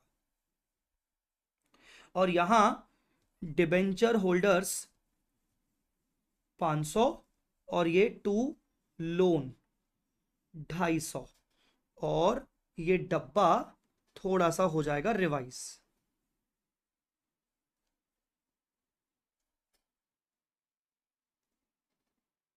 ऐसा, ठीक है। डिबेंचर्स भी दे दिए, फिर और क्या? वो जो ट्रेड पेबल्स था, तो trade payables to trade receivables 100 के ट्रेड पेबल ऑफसेट हो जाएंगे। बस बेटा यही है। अब आप बनाओगे बैलेंस शीट। बैलेंस शीट किसका बनाओगे? बी लिमिटेड का। तो बी लिमिटेड का जब बैलेंस शीट बनाओगे तो सबसे पहले उसका इक्विटी कैपिटल कितना आएगा? तो ध्यान से देखो, उसका जो नया इक्विटी कैपिटल था रिकंस्ट्रक्शन के बाद, तो उसका फाइनल इक्विटी कैपिटल था ये 100, और इसके अलावा उसने बिजनेस परचेज के बाद जो उसने पीसी दिया 2000। तो बेसिकली उसका 100 और 2000, मतलब उसने 2100 का पीसी दिया। फिर उसके आ जाएंगे reserve and surplus. Reserve and surplus में एक तो कैपिटल रिजर्व उसने इंटरनल रिकंस्ट्रक्शन से बनाया था 160, ठीक है, और इसके अलावा रिजर्व्स जो उसने टेक ओवर किए थे, फ्री रिजर्व्स मान लो, जो उसने वो 1000 के टेक ओवर किए, तो ये 1160 हो जाएगा। ठीक है, ये भी हो गया। अच्छा, अभी क्या, न्यू लॉन्ग टर्म बोरोइंग, तो लॉन्ग टर्म बोरोइंग में क्या क्या देंगे, लॉन्ग टर्म बोरोइंग में डिबेंचर्स देंगे, तो डिबेंचर्स कितने हुए, debentures 500। Loan from bank, bank से जो लोन है वो हमने कितना टेक ओवर किया, 250 का लोन टेक ओवर किया, 250 250 का लोन टेक ओवर किया। और बी के पास पहले से ही लोन कितना रखा था, 450, 450 में से वेव ऑफ कितना हो गया था, 60, तो कितना बचा, 390। तो लॉजिकली 250 प्लस 390 का लोन, 250 और 390 का लोन, तो ये हो जाएगा 640, 640। डिवेंचर होल्डर्स टू बैंक नहीं कर सकते, बोला नहीं है ना बेटा कि डिवेंचर होल्डर्स को हम कैश में पे करेंगे, डिवेंचर होल्डर्स को हम कैश में पे करेंगे, ये बोला नहीं है बेटा। तो ये हमारे लिए करना मुझे लगता है ठीक नहीं रहेगा, ये हमारे लिए करना ऐसा मुझे नहीं लगता कि ठीक रहेगा। ठीक है, और दूसरा एक और लॉजिक देखो, तुम्हारे पास कैश कितना रखा है, 250, ठीक है, तुम्हारे पास कैश कितना रखा है, 250, और डिवेंचर्स की वैल्यू कितनी है, 500। दे पाओगे उनको कैश, दे पाओगे उनको कैश, नहीं दे पाओगे, क्योंकि बी के पास तो कैश ही नहीं है, उसके पास तो भैया वैसे ही बोरिंग चल रही है। अगर रखा भी होता तो भी मैं बोलता कि नहीं, कैश नहीं देना चाहिए। तो यहां पर एक समरी पॉइंट क्या डाल सकते हो, समरी पॉइंट ये डाल सकते हो कि अगर डिबेंचर्स ट्रांसफरर के डिबेंचर्स के बारे में कुछ ना बोला जाए तो उनको सेम वैल्यू पे नए डिबेंचर्स दे देंगे, उनको सेम वैल्यू पे नए डिबेंचर्स दे देंगे। ठीक है जी सर, जितनी ज्यादा समरी बनाओगे, बिकॉज देखो आपको यह समझना पड़ेगा कि हम इंसान है, हर चीज याद नहीं हो सकती। सर जो बहुत छोटी छोटी बातें बता रहे हैं वो याद नहीं हो सकती, पॉइंट नंबर 1। और गलतियां होती हैं, हर किसी से होती हैं, पर क्या उन गलतियों को क्या मैं राइट डाउन कर रहा हूं, क्या जो सर मुझे एडिशनल पॉइंट बता रहे हैं मैं उनको राइट डाउन कर रहा हूं। अगर ये चीजें मैंने कर ली तो मैं अगली बार के लिए अपना टाइम भी सेव कर रहा हूं और मैं अपना कॉन्फिडेंस ऊपर करने की कोशिश कर रहा हूं, अगली बार मुझे बहुत काम आएगा। सुनोगे मेरा, सुन के बस कान में डाल दोगे, हो सकता है बाद में भूल जाओ। तो ये लोन हो गया, ठीक है। अभी क्या, उसके बाद करंट लायबिलिटी, करंट लायबिलिटी में ट्रेड पेबल, ट्रेड पेबल कितने हैं भाई, 300 300, 600, 600 में से 100 गए तो बचे 500। करंट लायबिलिटी में और क्या है, short term borrowing, short term borrowing आपका बैंक ओडी है, ये बैंक ओडी, ठीक है। तो ये हो गया आपकी लायबिलिटी, लायबिलिटी तो सब हो गया, ठीक है ना। रिजर्व में आपका 800 का नेगेटिव तो खत्म हो गया था रिकंस्ट्रक्शन में ही, ठीक है, तो उसका मैं कैपिटल रिजर्व तो लेके ही आ गया। और मुझे कोई चीज समझ नहीं आ रही है तो फिलहाल मैं असेट असेट कर देता हूं। असेट असेट भी बुक वैल्यू है तो सीधा सीधा यहां से निपटा लो, 27,850, 3550, पीपीई 3550। दूसरा नॉन करंट इन्वेस्टमेंट 700। तीसरा trade receivable 400 150, trade receivable 400, 150 minus 100 तो 450। इसके बाद कैश 250, कैश एंड बैंक 250। उसमें कैश एंड बैंक में कोई चेंजेस नहीं है, बिकॉज देखो ये एंट्री खत्म हो गई, लोन वोन खत्म होगा, कैपिटल रिडक्शन हो गया, इक्विटी इक्विटी कैपिटल हो गया, equity capital reduction capital reserve में चला गया, बिजनेस परचेज लिक्विडेटर खत्म, असेट ये सब ले ली, रिजर्व ले लिया, लिक्विडेटर खत्म, इक्विटी हो गया, डिबेंचर होल्डर्स को न्यू डिबेंचर दे दिए, देख लिया, ट्रेड पेबल ट्रेड रिसीवेबल। मेरे हिसाब से आपकी बैलेंस शीट टैली होनी चाहिए।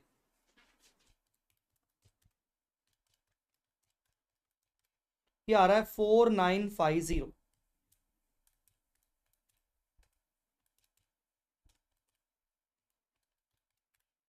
आ रहा है 4950। हर क्वेश्चन से आपको कुछ ना कुछ सीखने को मिलेगा, मैंने क्वेश्चन ही ऐसे डाले हैं। अब ये आपकी जिम्मेदारी बनती है कि आप उन क्वेश्चंस में सीखने को तो मिल रहा है पर आप उनको कितना राइट डाउन करते हो, ठीक है, उनको कितना आप राइट डाउन करते हो। चलिए, ये भी कोई कम क्वेश्चन नहीं था, अच्छा क्वेश्चन था, ऊपर से पूलिंग ऑफ इंटरेस्ट आ गया। पूलिंग ऑफ इंटरेस्ट में वैसे भी अपना थोड़ा सा कुछ कुछ बच्चों का डब्बा गोल है, थोड़े बच्चे कॉन्फिडेंस नहीं होते या फिर उनकी प्रैक्टिस कम होती है वगैरह वगैरह। अब आते हैं अगले क्वेश्चन पर, question last question of the day guys, last question of the day, question number 56। ये क्वेश्चन करवा के मेरा अमेलगमेशन, मेरी तरफ से अमेलगमेशन कंप्लीट हो जाएगा अभ्यास बैच में। कल करेंगे अपन फाइनेंशियल स्टेटमेंट। फाइनेंशियल स्टेटमेंट में मैं आपको बता दूं, अभी मैं ना, अभी कहीं आप जाना मत, जब मैं ये क्वेश्चन कंप्लीट करवा दूंगा तो मैं फाइनेंशियल स्टेटमेंट में मैं क्या क्या करवाऊंगा, कैसे कैसे करवाऊंगा, वो सब बातें मैं आपको बताने वाला हूँ। ठीक है ना। आपको तो ये लेक्चर सुनने के बाद देखना कि कौन कौन सा मटेरियल यूज करेंगे, वो मटेरियल हमारे पास है कि नहीं, सर पीडीएफ दे रहे तो वो कहाँ मिलेगी, हर चीज देख लेना, सर कौन कौन से क्वेश्चंस करवाएंगे, और फाइनेंशियल स्टेटमेंट्स में भी कितनी क्लासेस लग सकती है वो अभी अपन इस क्वेश्चन के बाद डिस्कस करेंगे। अभी आप एक काम करिए, ये वाला क्वेश्चन एक बार 2 मिनट पढ़ लीजिए, तब तक मैं पानी अरेंज करता हूं अपने लिए। ठीक है ना, वाटर बॉटल अरेंज कर लेता हूं। आप ये क्वेश्चन एक बार प्लीज पढ़ लीजिए।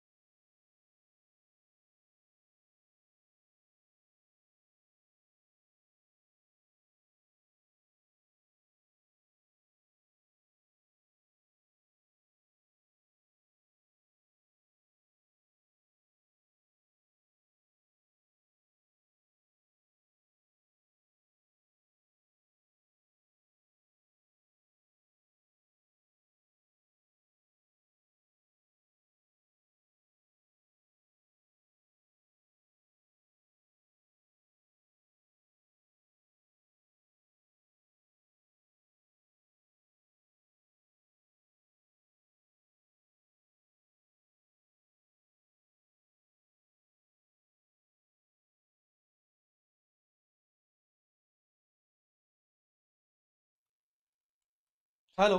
यस। तो आइए बच्चों, लास्ट क्वेश्चन करते हैं डिस्कस। Question number 56। बच्चों प्लीज आपसे रिक्वेस्ट है, अगर आपको लेक्चर आप देख रहे हैं तो प्लीज एक लाइक कर दीजिए। ठीक है, जितना ज्यादा लाइक करोगे, या ये लेक्चर अगर बाद में देख रहे हो, आप लाइव नहीं देख रहे हो, तो भी आप प्लीज लाइक कर लीजिए, और बाद में कमेंट्स में मुझे फीडबैक जरूर दीजिएगा। आपके कमेंट्स, आपके लाइक से ही ये वीडियो बहुत सारे लोगों तक पहुंचेगा। बस मेरा यही उद्देश्य है कि ये वीडियो बहुत सारे बच्चों तक पहुंचे। इवन जो बच्चों ने हमसे क्लासेस नहीं लिए वो भी उनको भी फायदा मिले। सो प्लीज आप लाइक कर दो, और बाद में कमेंट जरूर करिएगा। चलिए, चलिए। सेकंड लास्ट समझ में नहीं आया, क्या सेकंड लास्ट?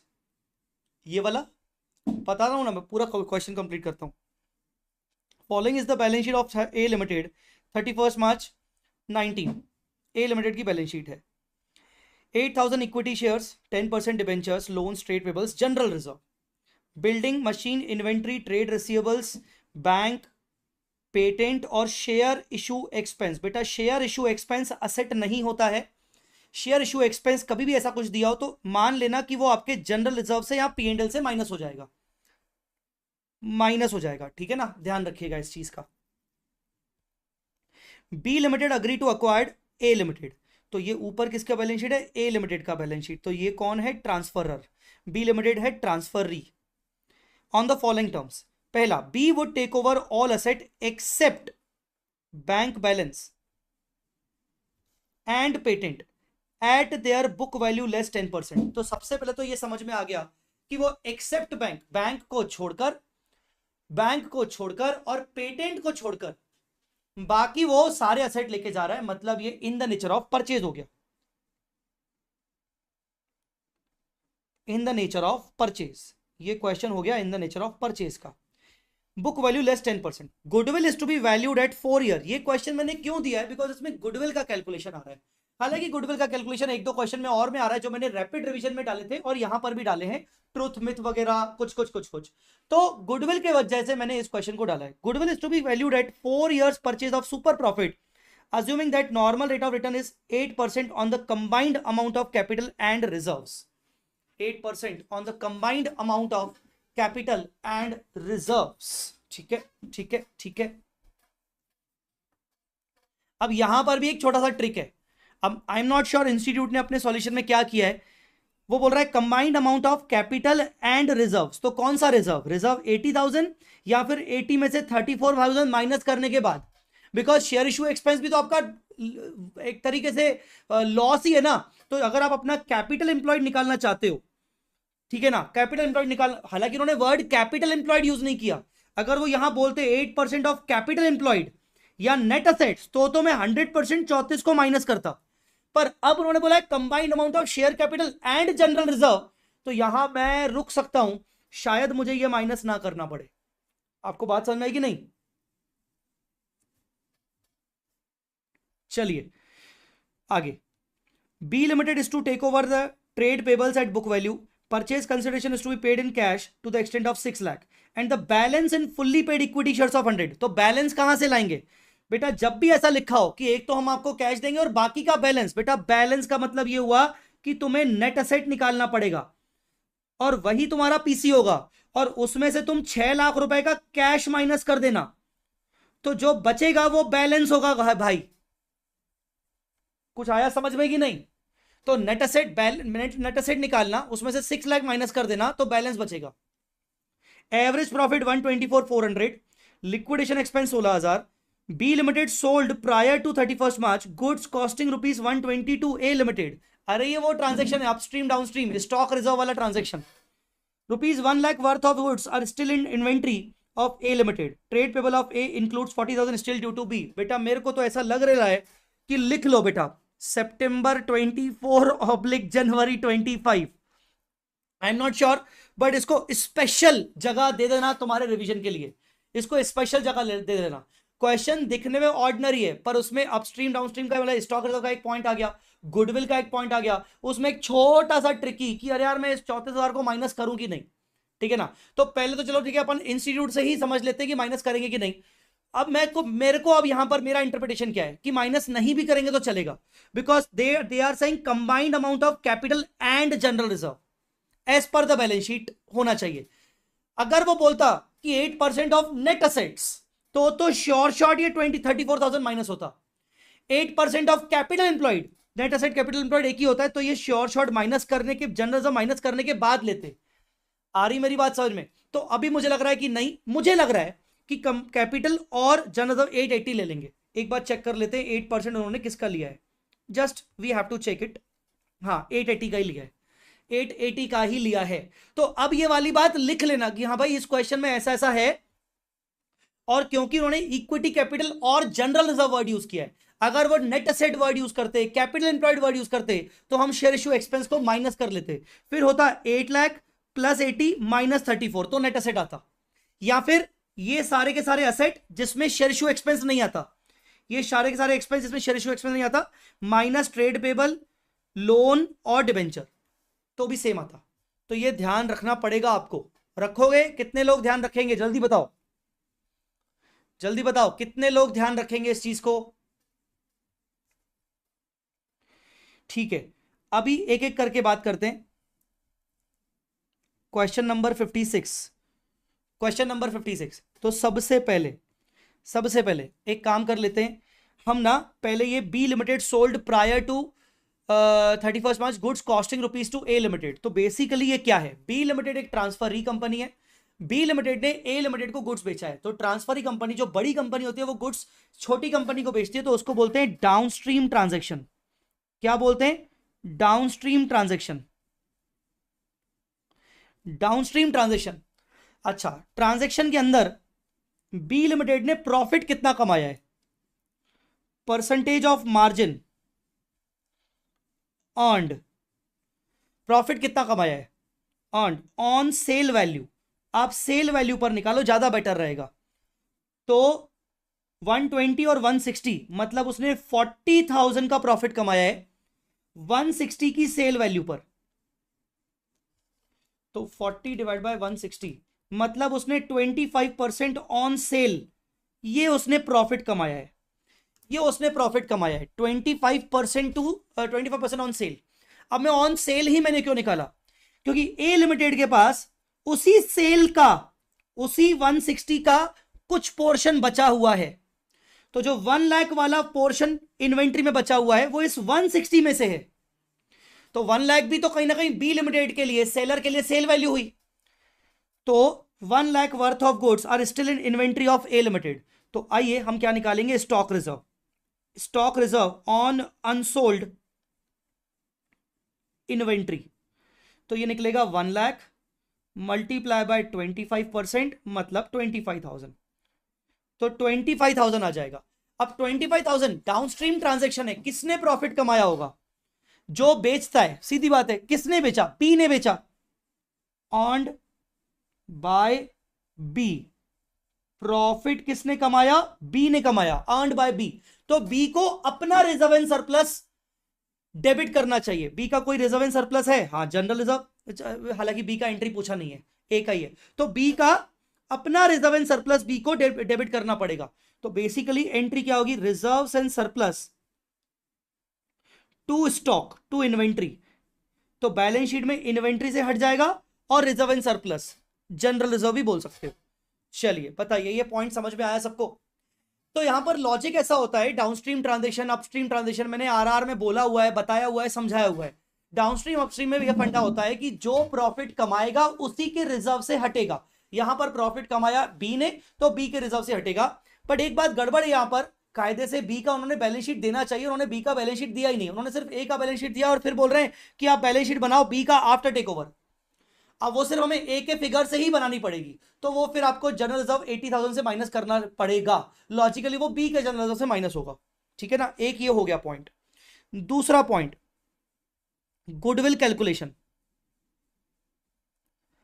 गुडविल कैलकुलेशन, तो गुडविल कैलकुलेशन क्या करेंगे? अरे नालायको, तुम लोग कमेंट क्यों नहीं कर रहे हो रे? गुडविल कैलकुलेशन क्या करेंगे? गुडविल कैलकुलेशन के लिए वो बोल रहा है 4 years purchase of super profit. तो गुडविल वो बोल रहा है 4 multiply by super profit. Sir super profit क्या होता है? Actual average profit minus normal profit, minus normal profit. ठीक है, तो हमें कुछ प्रॉफिट दिया है, क्या दिया है? एवरेज प्रॉफिट उन्होंने आपको दे रखा है। तो नॉर्मल प्रॉफिट कैसे निकालेंगे? नॉर्मल प्रॉफिट के लिए वो बोल रहा है assuming that normal rate of return 8% on the combined amount of share capital and general reserve।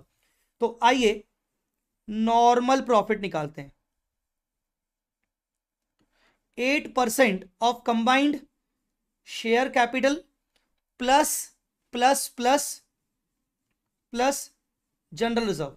Sir एक ना बस एक छोटा सा डाउट आ रहा है, मन में खुजली आ रही है। बोलो बेटा क्या? सर इन्होंने बोला combined 8% on combined amount of share capital. Sir कल को अगर इस क्वेश्चन में इक्विटी के साथ साथ प्रेफरेंस होता तो क्या करते? यहां तो बस शेयर कैपिटल लिखा है, तो बेटा दोनों ले लेते, क्योंकि सिर्फ उन्होंने शेयर कैपिटल लिखा है ना, तो दोनों ले लेते। ठीक है, अगर वो साफ साफ लिखते इक्विटी शेयर कैपिटल तो बस इक्विटी लेते। ठीक है, हाँ सर वो मुझे लगा कि मैं पूछ लूं, मैं नोट कर लेता हूं सर, नोट करने वाली बात है। 8% ऑफ शेयर कैपिटल बोला है, तो अगर प्रेफरेंस भी होता तो हम उसको ऐड कर लेते। चलो, तो 8% ऑफ 880, ये हो जाएगा 70,400। तो अब बताओ सुपर प्रॉफिट कितना हुआ? सुपर प्रॉफिट एक्चुअली आपका 124,400, 124,400 माइनस 70,400, ये हो गया 54,000। तो गुडविल आ गया 54,000 मल्टीप्लाई बाय 4 ईयर्स परचेज है, तो ये आ गया 2,16,000। तो ये गुडविल आ गया। सर हम गुडविल निकाल ही क्यों रहे हैं? सर गुडविल निकाल ही क्यों रहे हैं? गुडविल हम इसलिए निकाल रहे हैं क्योंकि हमें पीसी निकालना होता है। गुडविल निकालना, एमएल कमीशन के अंदर गुडविल निकालना मतलब it is all related to PC, it is only and only related to PC. Simply goodwill कभी भी बोले निकालने को तो समझ जाना कहीं ना कहीं ये गुडविल आपको पीसी में काम आएगा। सर नोट कर लेता हूं। ठीक है, चलो अभी पीसी पे आते हैं, तो पीसी में बोला था purchase consideration is to be paid in cash to the extent of 6 and the balance in fully paid equity shares. तो बैलेंस के लिए मुझे क्या चाहिए रहेगा, नेट असेट, और नेट असेट में वो बोल भी रहा है कि वो बैंक बैलेंस को और पेटेंट को छोड़कर बाकी सभी असेट्स को ले रहा है 10% लोअर पे, गुडविल को भी लेगा और ट्रेड पेबल को भी लेगा। तो आइए अब हम तीसरा वर्किंग नोट निकालेंगे, calculation of PC by net asset method. Calculation of PC by net asset method. तो calculation of PC by net asset method में क्या क्या आएगा, सबसे पहले बैंक बैलेंस और पेटेंट छोड़कर, तो बिल्डिंग, आप मुझे वैल्यूज बता सकते हो क्या, machine, inventory, trade receivable, inventory, trade receivable,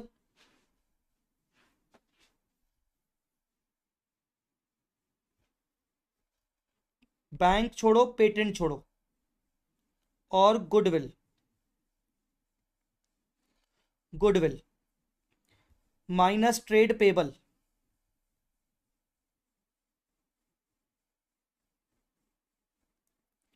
वो बोल रहा है कि B to take over all assets, goodwill वुडविल, B to take over the trade payables at book value. मतलब शायद लोन टेक ओवर नहीं होगा, लोन टेक ओवर नहीं होगा, डिबेंचर टेक ओवर नहीं होगा, ठीक है ना, लोन डिबेंचर ये सब टेक ओवर नहीं होंगे। ध्यान से देखिए, यहां मैं आपको दिखा देता हूं, ये देखिए, ये परचेज कंसिडरेशन निकाल रहा है नेट असेट से, goodwill, building, machine, inventory, trade receivables, ठीक है ना, और माइनस ट्रेड पेबल। बोलो बेटा क्लियर हुआ कि नहीं, बोलो बेटा क्लियर हुआ कि नहीं।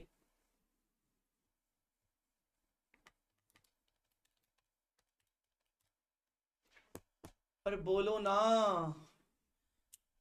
तुम लोग नालायक, कुछ बोलते नहीं हो ना, मजा नहीं आता।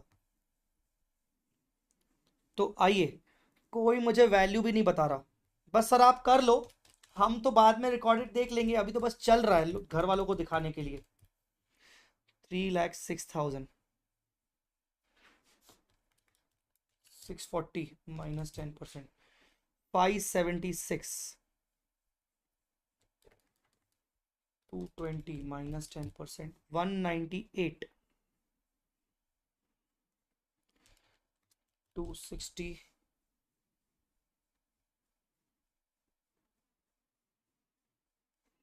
माइनस 10%, 234, गुडविल 216, ट्रेड पेबल्स 320,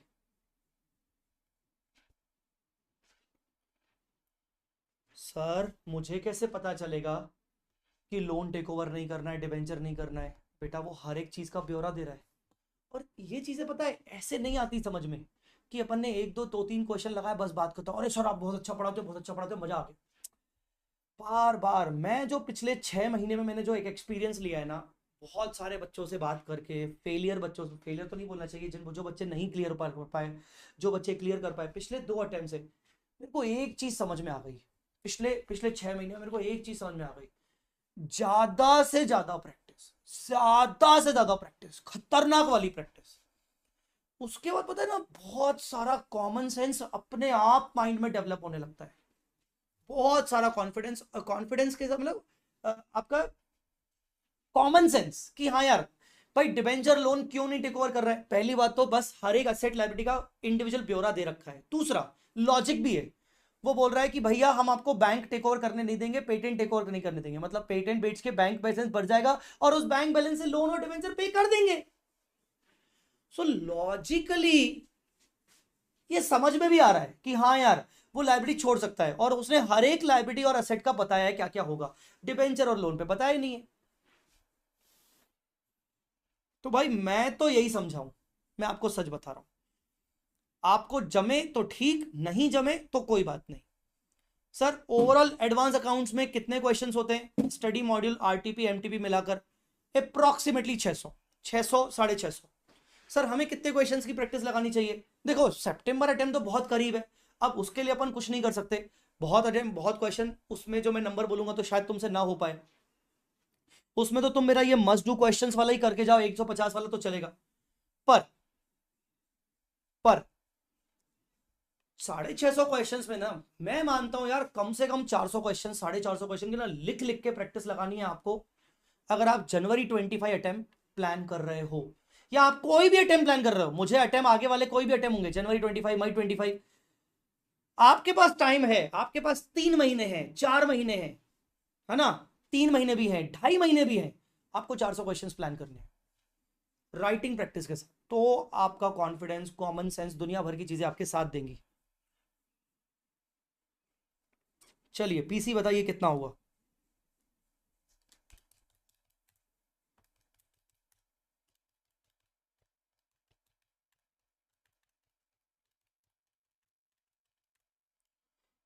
$12,10,000, फिर minus PC in cash 6 lakh, PC cash में मिलेगा तो बचेगा 610, पीसी इन शेयर्स, और शेयर्स में क्या था, फुल्ली पेड इक्विटी शेयर्स 125 रुपए के हिसाब से, तो number of shares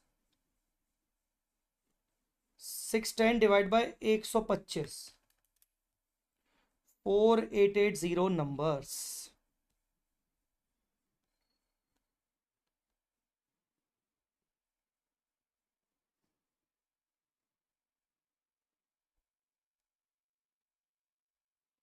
four eight eight zero कहाँ है,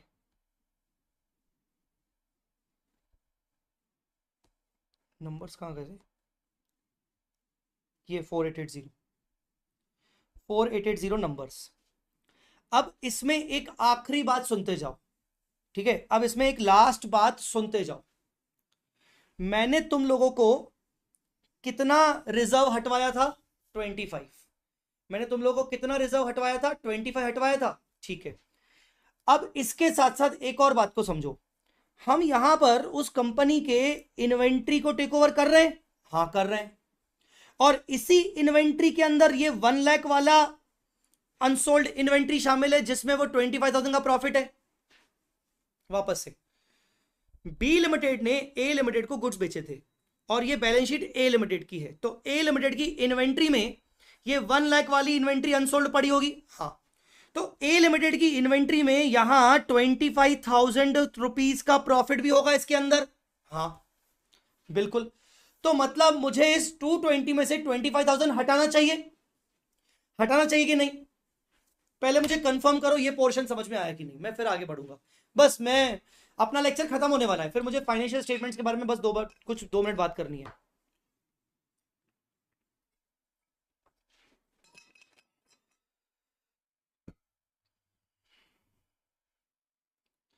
ये बात मैं वापस से रिपीट कर रहा हूं, बी लिमिटेड की टोटल इन्वेंट्री में कुछ ऐसी इन्वेंट्री 1 लाख वाली शामिल है जो, सॉरी बी नहीं, सॉरी फिर से ए लिमिटेड की टोटल इन्वेंट्री में 1 लाख रुपीज की अनसोल्ड इन्वेंट्री जो उसने बी से परचेज की है वो भी शामिल है, और उस 1 लाख की इन्वेंट्री में 25,000 का प्रॉफिट बी का शामिल है, मतलब पूरी की पूरी इन्वेंट्री में 25,000 का प्रॉफिट शामिल है।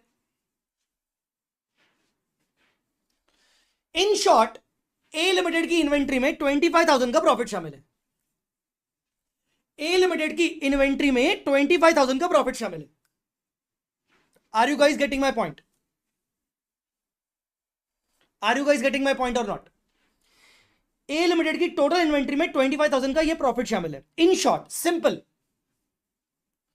ये इन्वेंट्री किसकी, ए की, ए की इन्वेंट्री कहां से आई, बी से, बी ने कितना प्रॉफिट कमाया 25,000, तो ए की इन्वेंट्री में 25,000 का प्रॉफिट शामिल है, ठीक है।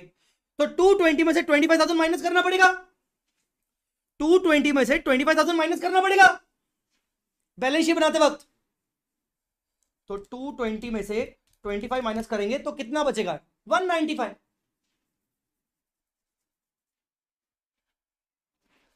हाँ, मतलब कुल मिला के 25,000 माइनस करना पड़ेगा, ठीक है।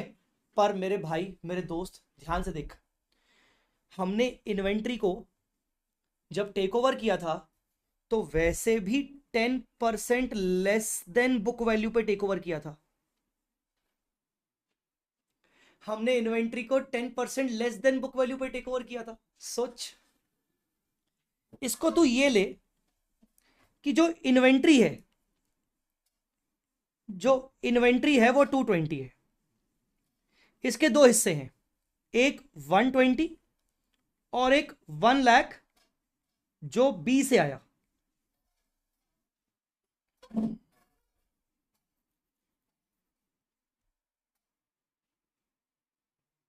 ठीक है, तो इसको मैं 10% लोअर पे टेक ओवर कर रहा हूं। करो 1,08,000 टेक ओवर वैल्यू। ठीक है, और मैं इसको भी तो 10% लोअर पे टेक ओवर कर रहा हूं। Book value less 10%, book value less 10%। पर मुझे इसमें से ओवरऑल कितना माइनस करना है? मुझे इसमें से ओवरऑल कितना माइनस करना है? 25,000 मुझे ओवरऑल माइनस करना है। मुझे 25,000 ओवरऑल मुझे माइनस करना है। तो मैं 25,000 जब अनरियलाइज्ड प्रॉफिट माइनस करना है, तो मतलब मैं उसको 75,000 पे ही टेक ओवर कर लूंगा। मतलब मैंने 10% भी तो माइनस कर ही लिया ना एक तरीके से। नहीं समझा? चल छोड़। जैसे यहां मुझे 10% लोअर पे टेक ओवर करना है, तो मुझे इसको भी 10% लोअर पे टेक ओवर करना है। तो चलो 10% लोअर कर दो। तो 1 लाख में से 10% लोअर गया तो 90,000। मतलब मैंने कितने रिड्यूस कर लिए? मैंने 10,000 रिड्यूस कर दिए। 10,000 रिड्यूस कर दिए। और इनमें मुझे ओवरऑल कितना रिड्यूस करना है? मुझे ओवरऑल इसमें मुझे कितना रिड्यूस करना है? 25,000। तो जब मैंने 10,000 ऑलरेडी रिड्यूस कर लिए, तो अब मुझे अनरियलाइज्ड प्रॉफिट सिर्फ 15,000 ही रिड्यूस करना पड़ेगा, क्योंकि मैं 10,000 तो वैसे भी लोअर करके ले रहा हूं इसको। स्टॉक रिजर्व मैं सिर्फ 15,000 का रिड्यूस करूंगा। 25,000 का क्या होगा? रिडक्शन। इस 25,000 के रिडक्शन में, एंट्री छोड़ो 2 मिनट, 25,000 के रिडक्शन में मैं बोल रहा हूं minus 10% of 1 lakh already reduced.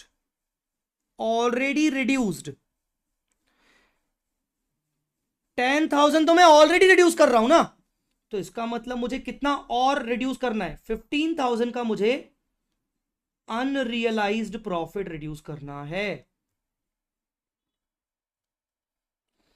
तो मैं 15,000 का प्रॉफिट यहां से रिड्यूस करूंगा, तो फाइनली जाके 90 माइनस 15, 75,000 की इन्वेंट्री दिखेगी।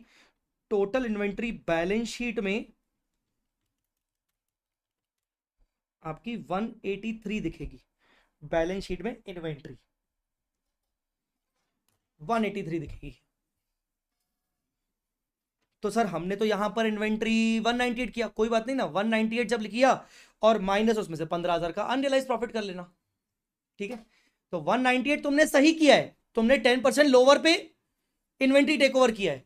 मतलब तुमने इसको भी 10% लोअर किया, इसको भी 10% लोअर किया, तो ये 90,000 तक आ गया, ये 108 तक आ गया।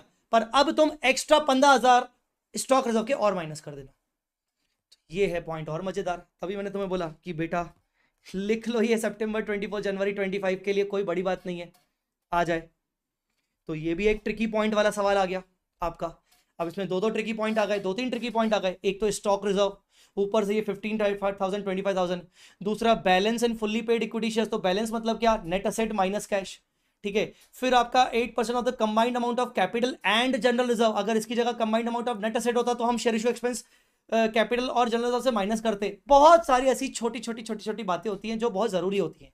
So that was the question guys. I hope you have like the अभ्यास बैच लेक्चर ऑफ अमेलगमेशन। इसी के साथ मेरा अभ्यास बैच का अमेलगमेशन का भी पोर्शन हो गया खत्म।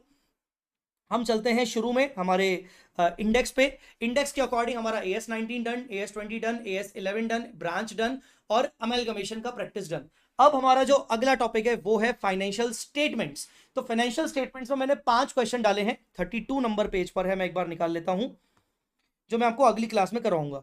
ये जो फाइनेंशियल स्टेटमेंट्स है, ये फाइनेंशियल स्टेटमेंट्स में मैं आपको रिकमेंड करूंगा, मैं आपको क्या क्या रिकमेंड करके बोल सकता हूं। प्लीज मेरी बात को पहले सुन लीजिए, मेरी बात को सुन लीजिए।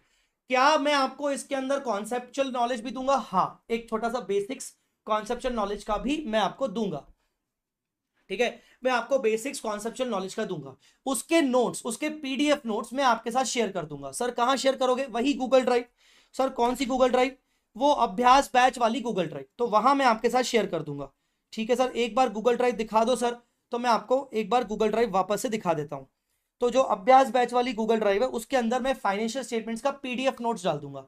ठीक है ना, जो मेरे ही स्टूडेंट्स हैं उनके पास जो उनका किताब है उसी में से मैं कट शॉर्ट करके डालूंगा, तो उनको अलग से रेफर करने की जरूरत नहीं। पर जो मेरे रेगुलर बैच ईओ बैच के स्टूडेंट नहीं है तो उनके लिए पीडीएफ चाहिए रहेगा, तो उनके लिए पीडीएफ आपको मैं अभ्यास बैच जो ये आपको दिख रहा है इसके अंदर आपको नोट्स मिल जाएंगे, फाइनेंशियल स्टेटमेंट्स के नोट्स मिल जाएंगे। तो जो मेरे बच्चे हैं ऑलरेडी, जो मेरे रजिस्टर्ड स्टूडेंट्स हैं, उनके लिए पीडीएफ किसी काम का एज सच नहीं है। ठीक है ना, तो वो पीडीएफ यहां पर आ जाएगा, आप भी डाल दूंगा थोड़ी देर में। फिर आए क्वेश्चन। सर क्वेश्चन कितने? ये वाला क्वेश्चन है क्यूआर है, ठीक है ना, सेकंड वाला क्वेश्चन भी है क्यूआर है, ठीक है ना, उसके बाद थर्ड क्वेश्चन भी है क्यूआर है, उसके बाद फोर्थ क्वेश्चन भी है क्यूआर है, और उसके बाद फिफ्थ क्वेश्चन है जिसका क्यूआर नहीं है। और ये जो फिफ्थ क्वेश्चन है ये है आपका मास्टर प्रॉब्लम, ये है आपका मास्टर प्रॉब्लम। फिफ्थ क्वेश्चन जो है वो आपका मास्टर प्रॉब्लम है। ठीक है ना, अब मेरी बात को ध्यान से सुनिए, रैपिड रिवीजन तो है नहीं फाइनेंशियल स्टेटमेंट का, ठीक है ना। अब आपको क्या लगता है, क्या मैं ये पूरे पूरे 5 question along with conceptual understanding क्या मैं आपको करवा पाऊंगा एक क्लास में? नहीं। तो आपको क्या करना है, मेरी रिक्वेस्ट है, मेरी सभी बच्चों से रिक्वेस्ट है कि अगर आप अगला लेक्चर देखोगे फाइनेंशियल स्टेटमेंट्स का, तो मेरी आपसे रिक्वेस्ट ये है कि मेरा कॉन्सेंट्रेशन होगा कि मैं आपको फाइनेंशियल स्टेटमेंट सब्जेक्ट से रिलेटेड जो भी कॉन्सेप्ट्स हैं वो पढ़ा दूं। डिविडेंड विविडेंड वाली कुछ पॉइंट्स हैं, डिविडेंड वाली पॉइंट्स मतलब जो डिविडेंड डिस्ट्रीब्यूशन के जो 3 रूल्स होते हैं, 3 कंडीशन, वो भी पढ़ा दूं। तो कॉन्सेप्चुअल अंडरस्टैंडिंग मेरे हाथ में है, मैं पीडीएफ वगैरह बोल रहा हूं दे दूंगा। As far as practice is concern, मेरा कॉन्सेंट्रेशन रहेगा कि मैं आपको ये वाला क्वेश्चन करवाऊं, मास्टर प्रॉब्लम वाला सिर्फ। बाकी क्वेश्चंस तुम्हें खुद ट्राई करने हैं जिसके बगल में क्यूआर है। Now what you can do, ये चारों क्वेश्चंस तुम खुद सॉल्व करने की कोशिश करो पहले खुद से।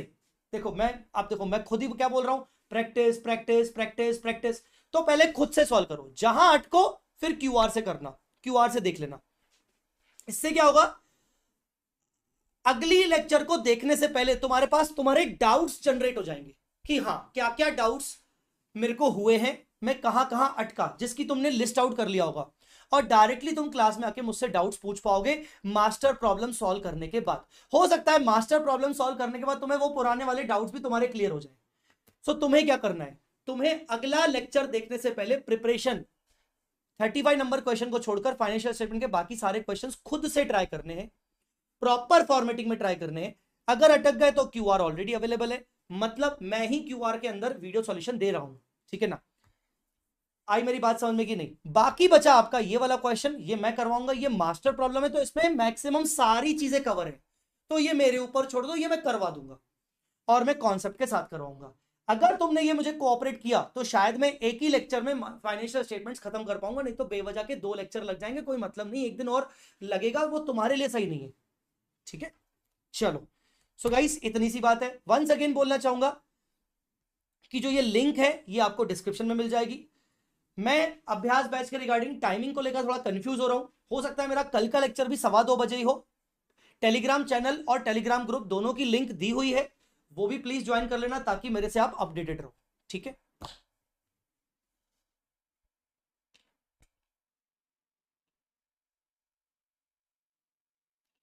सर लोन क्यों नहीं आएगा रियलाइजेशन में? बोल दीजिए, लोन क्यों नहीं आएगा इसी क्वेश्चन में, लोन क्यों नहीं आएगा रियलाइजेशन में? लोन आएगा रिलेशन में, अगर उन्होंने नहीं डाले तो उन्होंने अलग से पे कर दिया होगा, पर लोन आएगा रिलेशन में। लोन डाल के लोन रिलेशन से ही पे कर दो, कोई फर्क नहीं पड़ता, कोई फर्क नहीं पड़ता।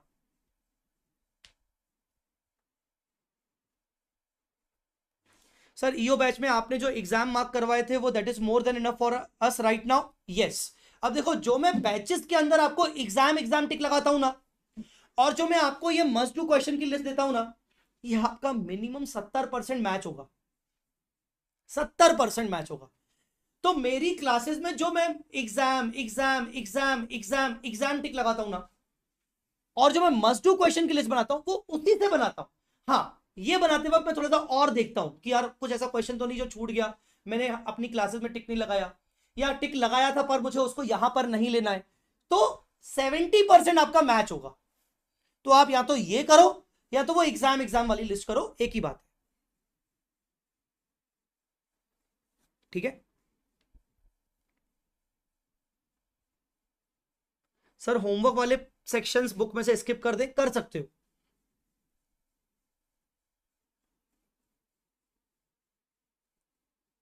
सर मई 24 वाले क्वेश्चन में जो डिबेंचर इशू किया वो प्रेफरेंस वालों को क्यों नहीं दिया? मैंने बोला ना, बहुत सारी प्रैक्टिस जब करोगे ना तो कॉमन सेंस अपने आप डेवलप होगा, और वो बहुत सारी प्रैक्टिस के बाद होगा। बेटा प्रेफरेंस शेयर होल्डर्स को ना लिमिटेड ही दिया जाता है उनकी औकात के हिसाब से। ट्राई टू अंडरस्टैंड, यहां पर दो टाइप के शेयर होल्डर्स होते हैं, इक्विटी और प्रेफरेंस। अगर कंपनी लिक्विडेट होगी तो पहले किसको मिलेगा? प्रेफरेंस वालों को। कितना मिलेगा? उनके कैपिटल के बराबर। तो उनको उनके कैपिटल के आसपास का बस 1:1 में मिल रहा है। उसके बाद अंत में, और ये बात तुम बचपन से पढ़ते आए हो कॉमन सेंस वाली, कि प्रेफरेंस को देने के बाद जो भी बचता है वो किसका होता है? इक्विटी। मतलब इक्विटी को ज्यादा भी मिल सकता है, तो जो डिबेंचर मिल रहा है वो इक्विटी को मिल रहा है। ये लॉजिक है। ठीक है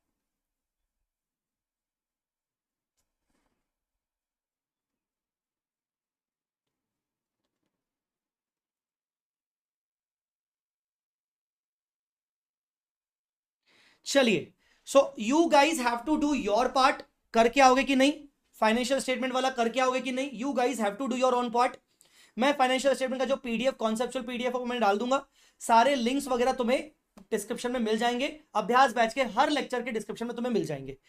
जा रहे हो, जाते जाते बाय बोल के जाओ, लेक्चर को लाइक करते जाओ, और कमेंट में बाद में जो लेक्चर लाइव हो जाएगा, खत्म हो जाएगा, तो उसके बाद कमेंट में जरूर अपनी फीडबैक दे के जाना। ठीक है, सो बाय बोलो बच्चों, bye bye, love you all guys. मिलते हैं कल की क्लास में। टाइमिंग में अपने टेलीग्राम पे आपको बता दूंगा। Thanks a lot.